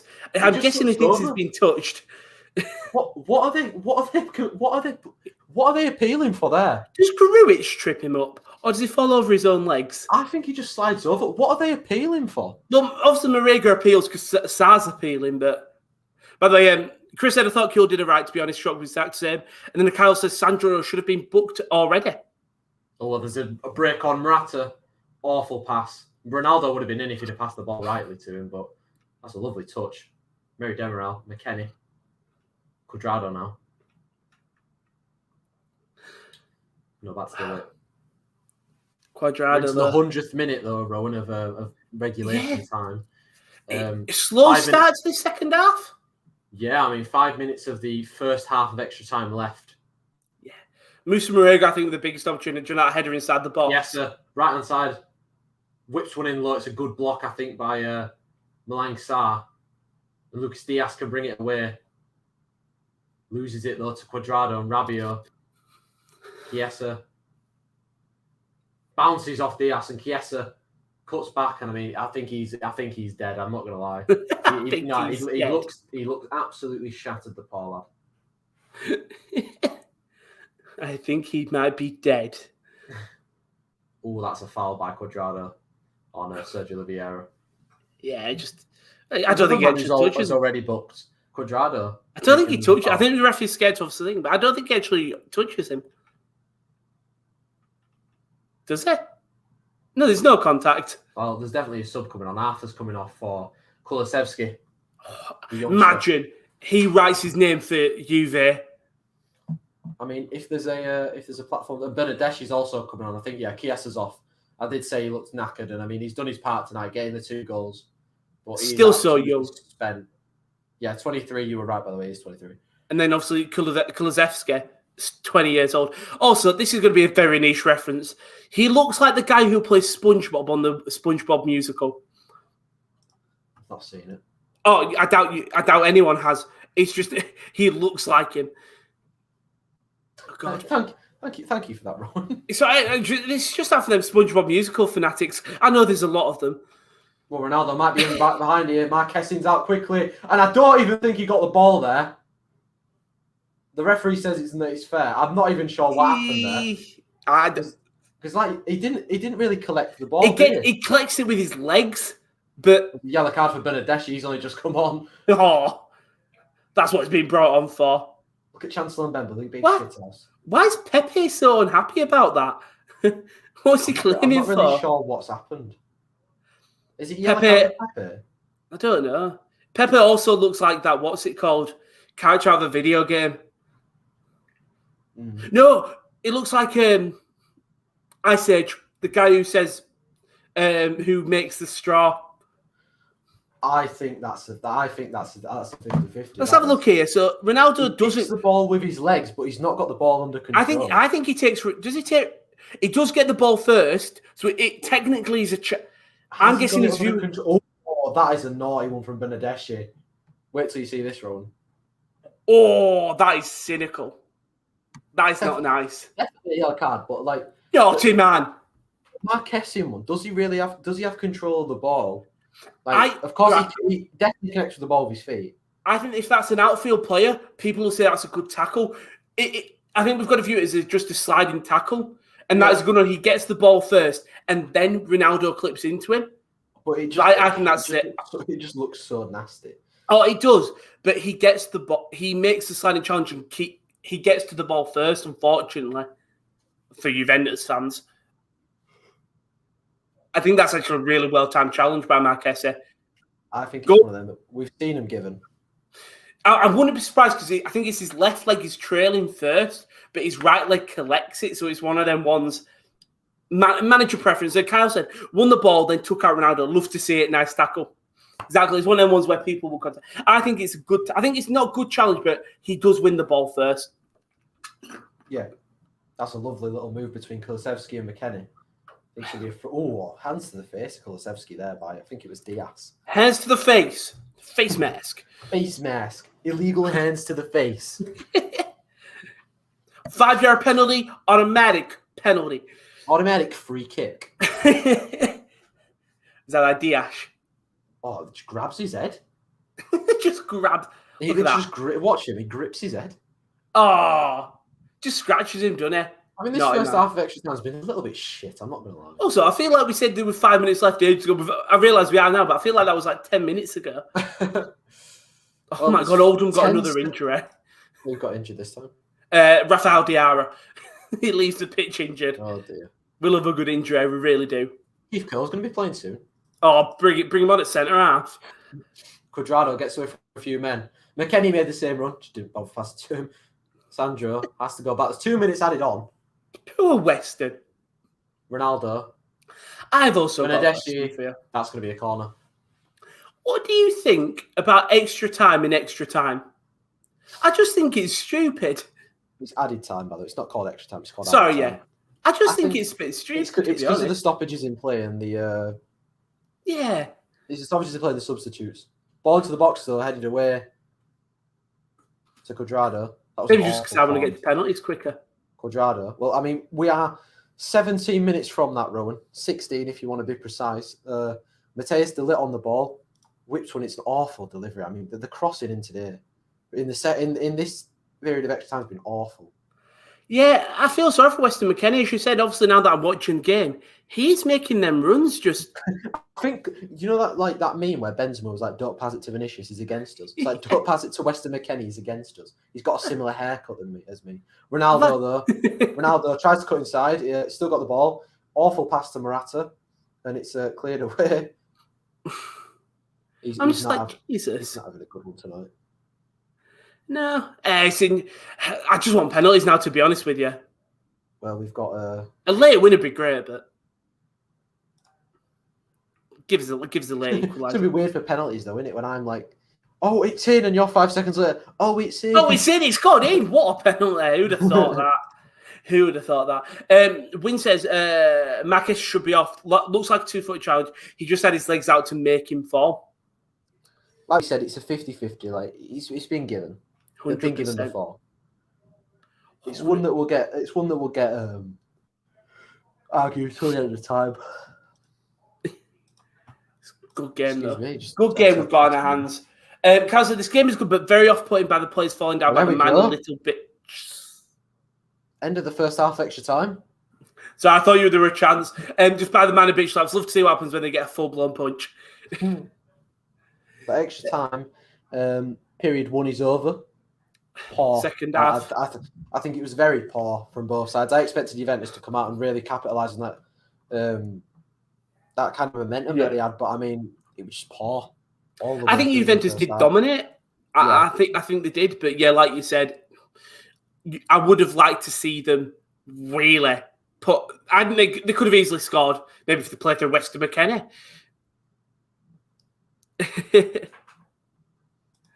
But yeah, second half extra time. Windhow says, guys, I'm 15 seconds behind mode 25. All I can say Windhow is paused our stream. Is all I can say. So the problem with online watchalongs, you're always going to be behind just because there's always a delay on this stream. The Porto man is absolutely furious. Oh, God, Jesus. You know about that guy that was eating something then? No, I was not about thinking, but what was Mbemba eating? Probably just like an energy bar or some shit. It was seafood. No, that's what I didn't understand. Maybe it was water or an ice pack or something. When did De Ligt come on? About 60 minutes with. But I didn't even notice. McKennie came on. Right, he came on. Yeah, I mean, do you get an extra sub in extra time? You do, don't you? Yeah, you get one. So I mean, Juventus have 2 subs available to them, and didn't they just bring Kulusevski in? Yeah. Oh no, you can only have 1 in extra time, can't you? I don't know if you haven't made your 3 subs by the end of normal. 5 in it. Yeah. Oh shit! Yeah, it's 5. But yeah, I know what I mean. If you haven't used your 5, do you not get any? You only get an optional 1. I think someone is coming on for Porto, though. I think it's Tony Martinez. So that might be their spare sub. Yeah, it's Tony Martinez, number 29, coming on. I'm not quite sure who's coming off. Maybe moves to Marega. Oh, is it Marega who comes off? Yeah, Marega's coming off. Very strange considering you possibly might. He looks knackered. Nah, he looks absolutely knackered, and they're still fighting for the title, I think, Porto. So yeah, I mean, I can have a look at the Liga NOS for you. I said I think. I'm not quite sure. Yeah, in third, but only in fairness, there is a 10-point difference between Sporting, who are top of the league. Braga are currently playing now. They are 1-0 up against 6th place Victoria. Go on, Sporting. Who scored for Braga? Lucas Piazon. Ex-Chelsea. I feel like everyone's ex-Chelsea at this point. If you just go there, and then go out on loan spells and then end up coming thing. And Bernardo said, I think I'm maybe 30 seconds ahead. No spoilers. Thank you very much, Bernardo. Thank you very much. You sexy man. We appreciate it. Just because there is not as many comments as big people who do streams, is that we know when there's a spoiler. Unless if the chat was fast, we know that opportunity there. It was a half opportunity. It came to Weston McKennie. I thought he was going to hit it, but he just his first touch kind of brought the ball away from him instead of bringing the ball towards him. I just think this is going to be such a slow second half extra time. I think maybe Porto just playing for penalties, really. I mean, they've got nothing going forward at the moment. But speaking of coming forward, Juventus with McKennie to delay out wide to Cuadrado. Whips one in, and it's cleared away by Pepe. Back out to Rabiot, though. Gets it to Kulusevski. Kulusevski inside the box, takes it past the man. Brilliant defending in there. I think by Malangsar comes back to Rabiot, though. Back to Alexandro. Out wide to Bernadeschi. Bernadeschi. Still Bernadeschi. To Sandro. Just outside the area. Slowing the game down now. Back out to, I think that's Demiral. And then Rabiot. I said it'd be forced. It's good pressure from Paul. Cuadrado, lovely ball around the corner to Kulusevski, up against Malangsar again. Has to go backwards, and I mean, this is the longest piece of commentary ever. Cuadrado whips one in. Awful delivery. Pepe heading away again for his side. Seemed like he's been very resilient for Porto today. And a free kick goes against Juan Cuadrado. I mean, he needs to be careful, Cuadrado, because he's got a yellow card. I mean, he's claiming he's been fouled with Cuadrado there. I don't see it personally. And I mean, and then Bernardo says, yeah, they should play for pens, but I hope Sporting win. Their undefeated is still a great year for them. And then unfortunately, their manager is going to be banned for 5 years potential for not having a coaching. What? Wow. Hold up. While you do commentary and find out about this. I mean, I've not really got much to say. The bloody... it's a free kick for Marquezine to take. While Rowan searches that. Ruben Amorim. Okay. Jesus. Wait, he's 36? He's only 30. That's such a young manager. Also, I'm finding out now. He says, Kulusevski away from a few men. Kulusevski over to Ronaldo. Ronaldo onto his right foot. Looks for the shot. It's blocked and wide. And Bernadeschi is asking why he didn't pass to him. It's going to be a corner for Juventus. I think Bernadeschi was probably the better choice to play that ball through instead of him going it for himself. Definitely. And by the way, I found it Sporting have defended their manager, Ruben Amorim, and denounced a complaint against him by the National Coaches Union, which has asked for him to be suspended for up to 6 years for not being qualified as head coach. Julic nods it back in. It's chested down by Diaz and cleared away. Jesus. Cuadrado, though, still 12 minutes until potential penalties. Whips the ball. Headed away by Tecatino Corona and collected by Chiellini, and it's the man warming up Chiellini, that is. Sandro, lovely ball. Kulusevski turns, pulls it back onto his right foot, shoots. Oh, what a block that is. Chancel and Bemba, absolutely fantastic defending again. That's goal great kick. Defending. Pulls his body on the line. Kulusevski, so positive though, just sold bloody Manafra a dream, and Bemba was like, nah, I'm not having any of that. And blocks it, and it went up behind for a goal kick. Wow. I mean, what can you... This is going to... I feel like this is where Juventus got to go. We're already seeing so much attacking football from them as of now. They've got to really switch you to another level if they want to get further in this. Just because Porto will happily sit back, I feel like. They'll play them on the counter if possible. But if not, they will just sit and go to penalties. That's probably the best opportunity of getting a goal. So, and then extremely unfair. Imagine this happened mid-season, Sporting Club and mid-table. Exactly. If he doesn't have his head coach thing, but I saw that he'd only been managing for 2 months in the reserve team, and then he's the proper manager. Line to Diaz. Oh, Cuadrado, Sartori's at handball. Diaz still going. Puts it to the edge for Marco Grujic onto his left foot. Grujic shoots. It's an awful shot, and it's cleared away by Alexandro. Oh, it just hits everyone, doesn't it? Grujic's shot. Manafra cleared away. Kulusevski brings it away. Ronaldo. It's good defending again by Chancellor and Bemba. Heads it out of play. I like this from Porto. Not giving up, not giving into. Oh, there's a stoppage in play to check the handball, I think. I'm not quite sure. No. Game's taken. The referee blew his whistle to stop the game. I'm not quite sure why. It's to bring all the coaches back onto the bench. Rabiot. Kulusevski. Back out to, I think it's ball whipped in. It's headed on by Bernadeschi. Couldn't quite get the direction on the ball. It's going to go out for a corner kick, though. It Good ball in by Cuadrado, really good ball. I mean, all the Porto players have complained about something, saying it didn't come off them, but it's going to go out. Love that from Chancellor Mbemba. Just be screaming, effing something. Here we go. Bernardeschi takes the corner short. Nobody picked up Kulusevski on the edge of the box. Tries to work an angle onto his left foot and fouls Corona in the box. And it's going to be a free kick. I mean, it's definitely a soft one. Corona looking for it, but the hands to the back, it's always going to be given. Just holding on, Porto. I mean, they had the opportunity, but yeah. Well, I'm not really quite sure what Cuadrado can do in that situation. He's got his hands up. He falls over. The ball doesn't hit him. He's got his hands literally on his head as Luis Diaz just runs over him. I'm about to say, just the problem is that it does hit his hand in fairness, but he can't control. There's not much he can do, is there? He's trying to get his hands out of the way. That's why he puts them above his head.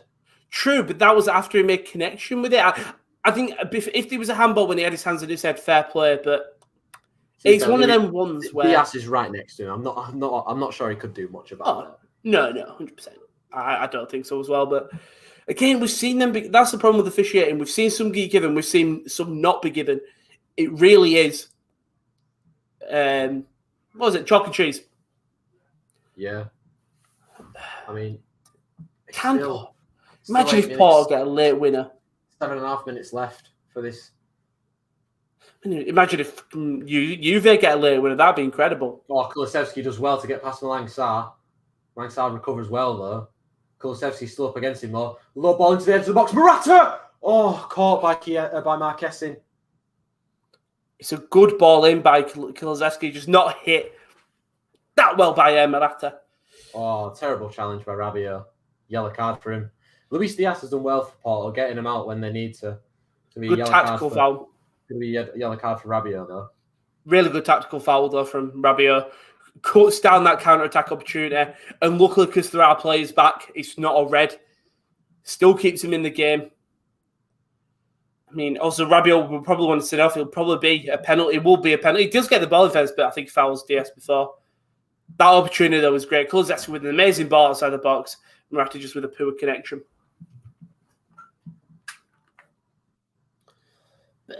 There's 7 minutes left in this game. Can we get a late winner, or are we going to go to penalties? Oh, it's another free kick. Sergio Oliveira brought down by Weston McKennie. And it's in a good light. Position. It's a light one, but it's a good position. Just nutmegs the American and arm on the shoulder. It's going to be a good position for Porto now to get a shot on goal just outside the box. Yeah. I don't think there's enough in it, but imagine. He's going to be. Do you think he's going to have a dig? Yeah, for sure. If you win it. They've not had a chance all game. They're definitely going to have a dig here. If you win it like this, what a way to do it. It's a very tall Juventus wall. Ronaldo, Rabiot and Morata. Sergio Oliveira is over it. Oh, go on. Put this in. He's having a long run up. Jesus Christ. It's low and in! It's a goal for you, Porto! Oh my God! Oh wow! What a free kick from Sergio Oliveira! What a free kick! And Porto might be about to knock out the Italian champions from the Champions League. Jesus! And Szczesny has been caught out there. What the just has happened? I've got my hands on my head, Rowan, because I am absolutely gobsmacked. Oliveira drills it low the wall. You see, a lot of times with free kicks now, they'll have a player. Oh my God, it's Ronaldo. What is he doing? He just turns and opens his legs. It goes through his legs and Szczesny's just caught out. Now, the interesting thing is, even if Ronaldo jumps and goes underneath it, Szczesny should be doing better there. I don't know. It's one of them things because he's not expected to be drilled low. And he gets the hand to it, but because it's hit with so much pace, he's visiting. Sergio Oliveira has he just won it for Porto? Well, Juventus now need 2 in 5 minutes. They do, because even if Juventus score, they go through an aggregate. Bernardeschi wins a corner. Well, it's an absolutely massive goal from Sergio Oliveira, and he might be about to knock out Juventus.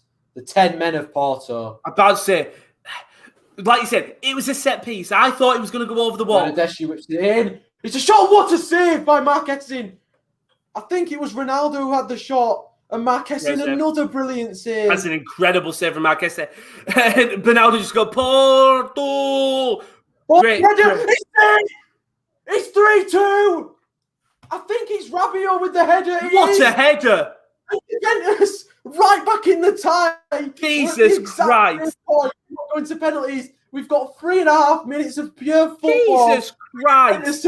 What a delivery from Bernardeschi. What's going on? And Rabiot just heads the ball straight into the corner of the net. It's 3-2. It was taken quick. That's an incredible header from Rabiot, wide open. He's so alert. What a header. It's 3-2 with 3.5 minutes left. Oh my God.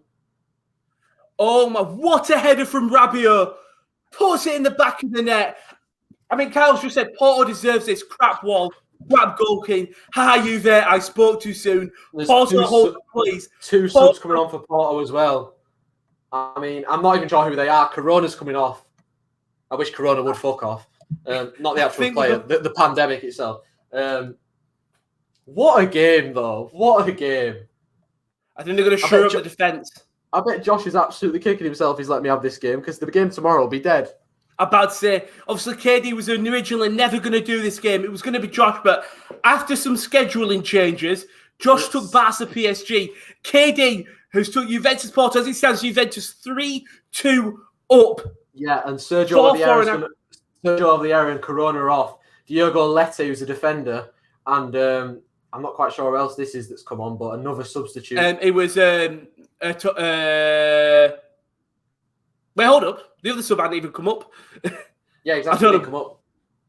I'm on Google as well, though. That's what I don't understand. Unless... Where is it? Mamadou Luam, who is... It's going to be a free kick to Porto, I think. What? Yeah, in a dangerous area. Luam is a midfielder, by the way. But he is, I think, around 6'2". So I'm guessing they'll play him as a CDM and just put him at the back. But as it stands, 4-4 on aggregate. But because of them... still need a goal. Because of them two important away goals by Porto, Porto are going through as it stands. Cheeky Marco Grujic. Wait till you see this. Oh, that is shithousery at its finest. I'm not quite sure what they're doing. I'd just take this corner short and put it into keep it in the corner with them. I think they're going to whip it in. Well, they're just going to take as much time to get set up for it. Well, he puts it in and header by Grujic. Just run to the corner, keep the ball. Instead, tries to whip it in, and I think he's going to win a goal kick. Yeah, goal kick to Porto. And I mean, a goal kick to Juve. Stupid decision from Porto. There's a minute left. Hold it in the corner. And immediately you see De Ligt pushing up. Yeah, Juventus, massive chance to come forward now. Bernardeschi whip that corner into Ronaldo. Left-hand side. Ronaldo back to Bernardeschi. McKennie, Bernardeschi, brilliant defending by Mbemba again. 40 seconds left. It was good link-up play by Mbemba. You know, when Charles Mbemba should... I have to say... There's a ball on. Szczesny's going to have to come out and collect it, and he takes it past his man well. He's still got it, though. Finds Kulusevski to Sandro. Oh, he's given the ball away. Poor pass from Sandro. It's going to come all the way back to Szczesny. 20 seconds left of this game. Szczesny over to Cuadrado. I mean, 15 seconds left. Cuadrado crosses it in. De Ligt picks up his foul in the box. Men go down. They're calling for it. It's going to go out for a corner. I mean, the referee's got to check that. It was a heavy challenge on De Ligt. 3 minutes of added time, by the way. Jesus Christ, that is low. But we have had 2 goals. We told you that these two teams had to step up in this thing and either go for the winner. Sergio Oliveira thought he'd done it. We're going to look at the replay for the chance. Oh, brilliant defending by Diogo Lete. It's never a foul. It's brilliant defending. That's a great challenge. De Ligt is obviously going to go down. I genuinely don't blame him. Corner from the opposite side, Rowan. Yeah, I genuinely don't blame him, but surely you've got it. Where's Rabiot? Whips it in, headed away. Back out to Bernardeschi, went for the shot. It's blocked. Back to Kulusevski, though. To Morata. A lot of space for Alvaro Morata. Thinks about the shot. Takes onto his left foot. Tries to put in another corner.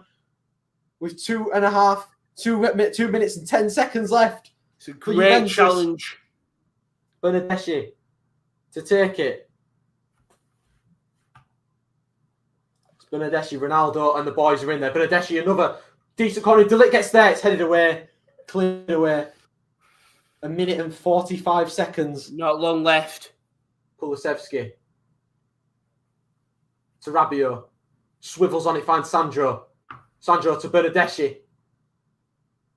He gets tackled by his man, still going.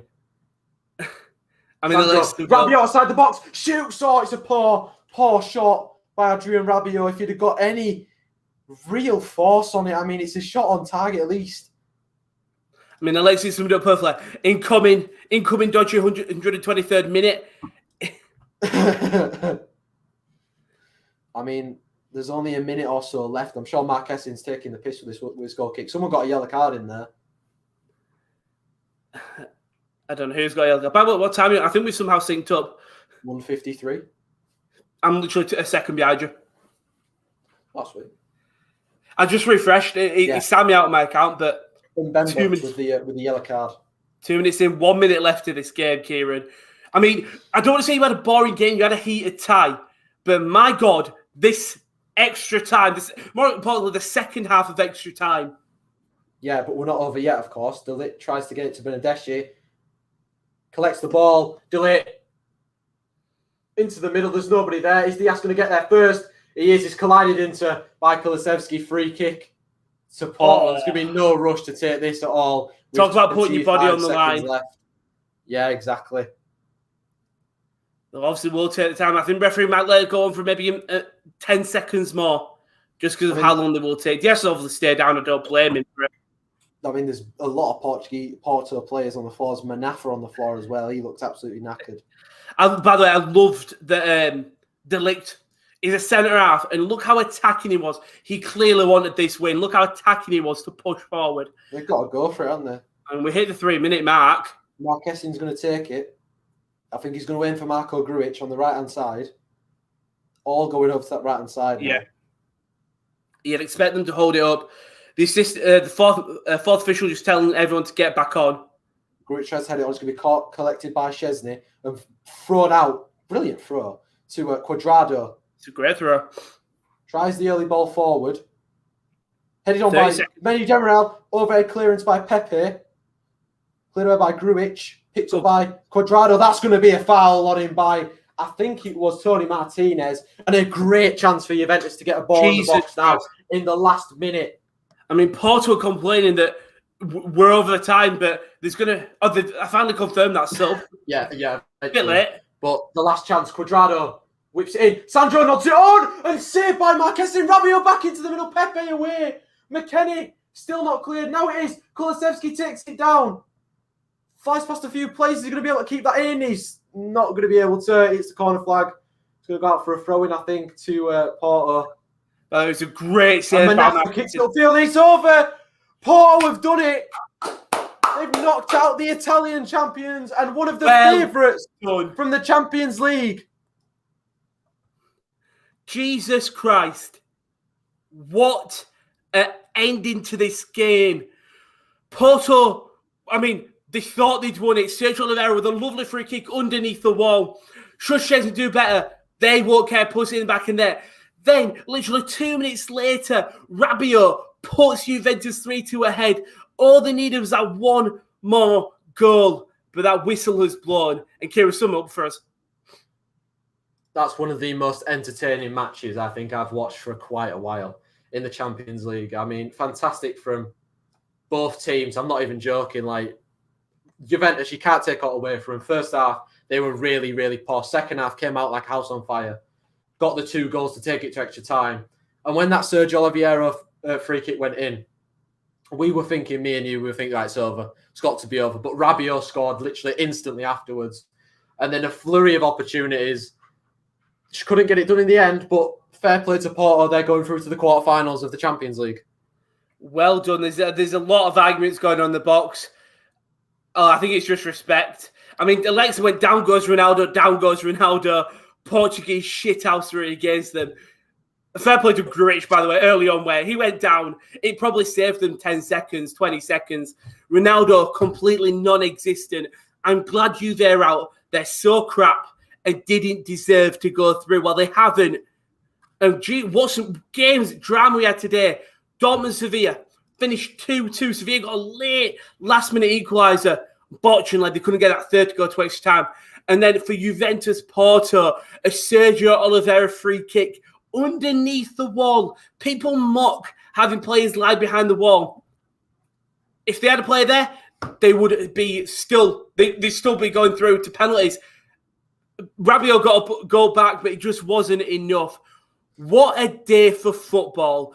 Kyle said Ronaldo's been awful for you there. Kyle's pulled the website. Kieran said, Mediterranean that. Mediterranean was probably the downfall, if anything. You know what, though? That's why we love the Champions League. Who'd have thought they would be seeing Porto knock out a Champions League favourite? I don't think any of us would have said it when this tie was announced. And yet we sat here in disbelief. Massive. What a game. Joko. What a game. Thank you everyone that's joined us today. Don't forget to check out Twitter at @_top corner. You can see when we go live, what's coming up, and also when articles go on the sports-corner.com. Don't forget to check out the most one, which is a Dak Prescott little feature piece by Will. Very good. Don't forget to choose that. But thank you to everyone that's joined today. Thank you, KD, for joining me. Oh, thank you very much, mate. It was brilliant. See you on Thursday, Rowan. See you on Thursday, because Josh and Will will be back tomorrow with the other Champions League games. Then all of the Sports Corner will be back on Thursday for all of the Europa League ties, the 5:55s and the 7:45 kickoff. All them games we'll have on the channel ready, and then Friday mornings will be the A-League games, so don't forget about that. But thank you very much for joining me, KD. Thank you very much for everyone watching. We'll see you on Thursday, but we'll see you tomorrow.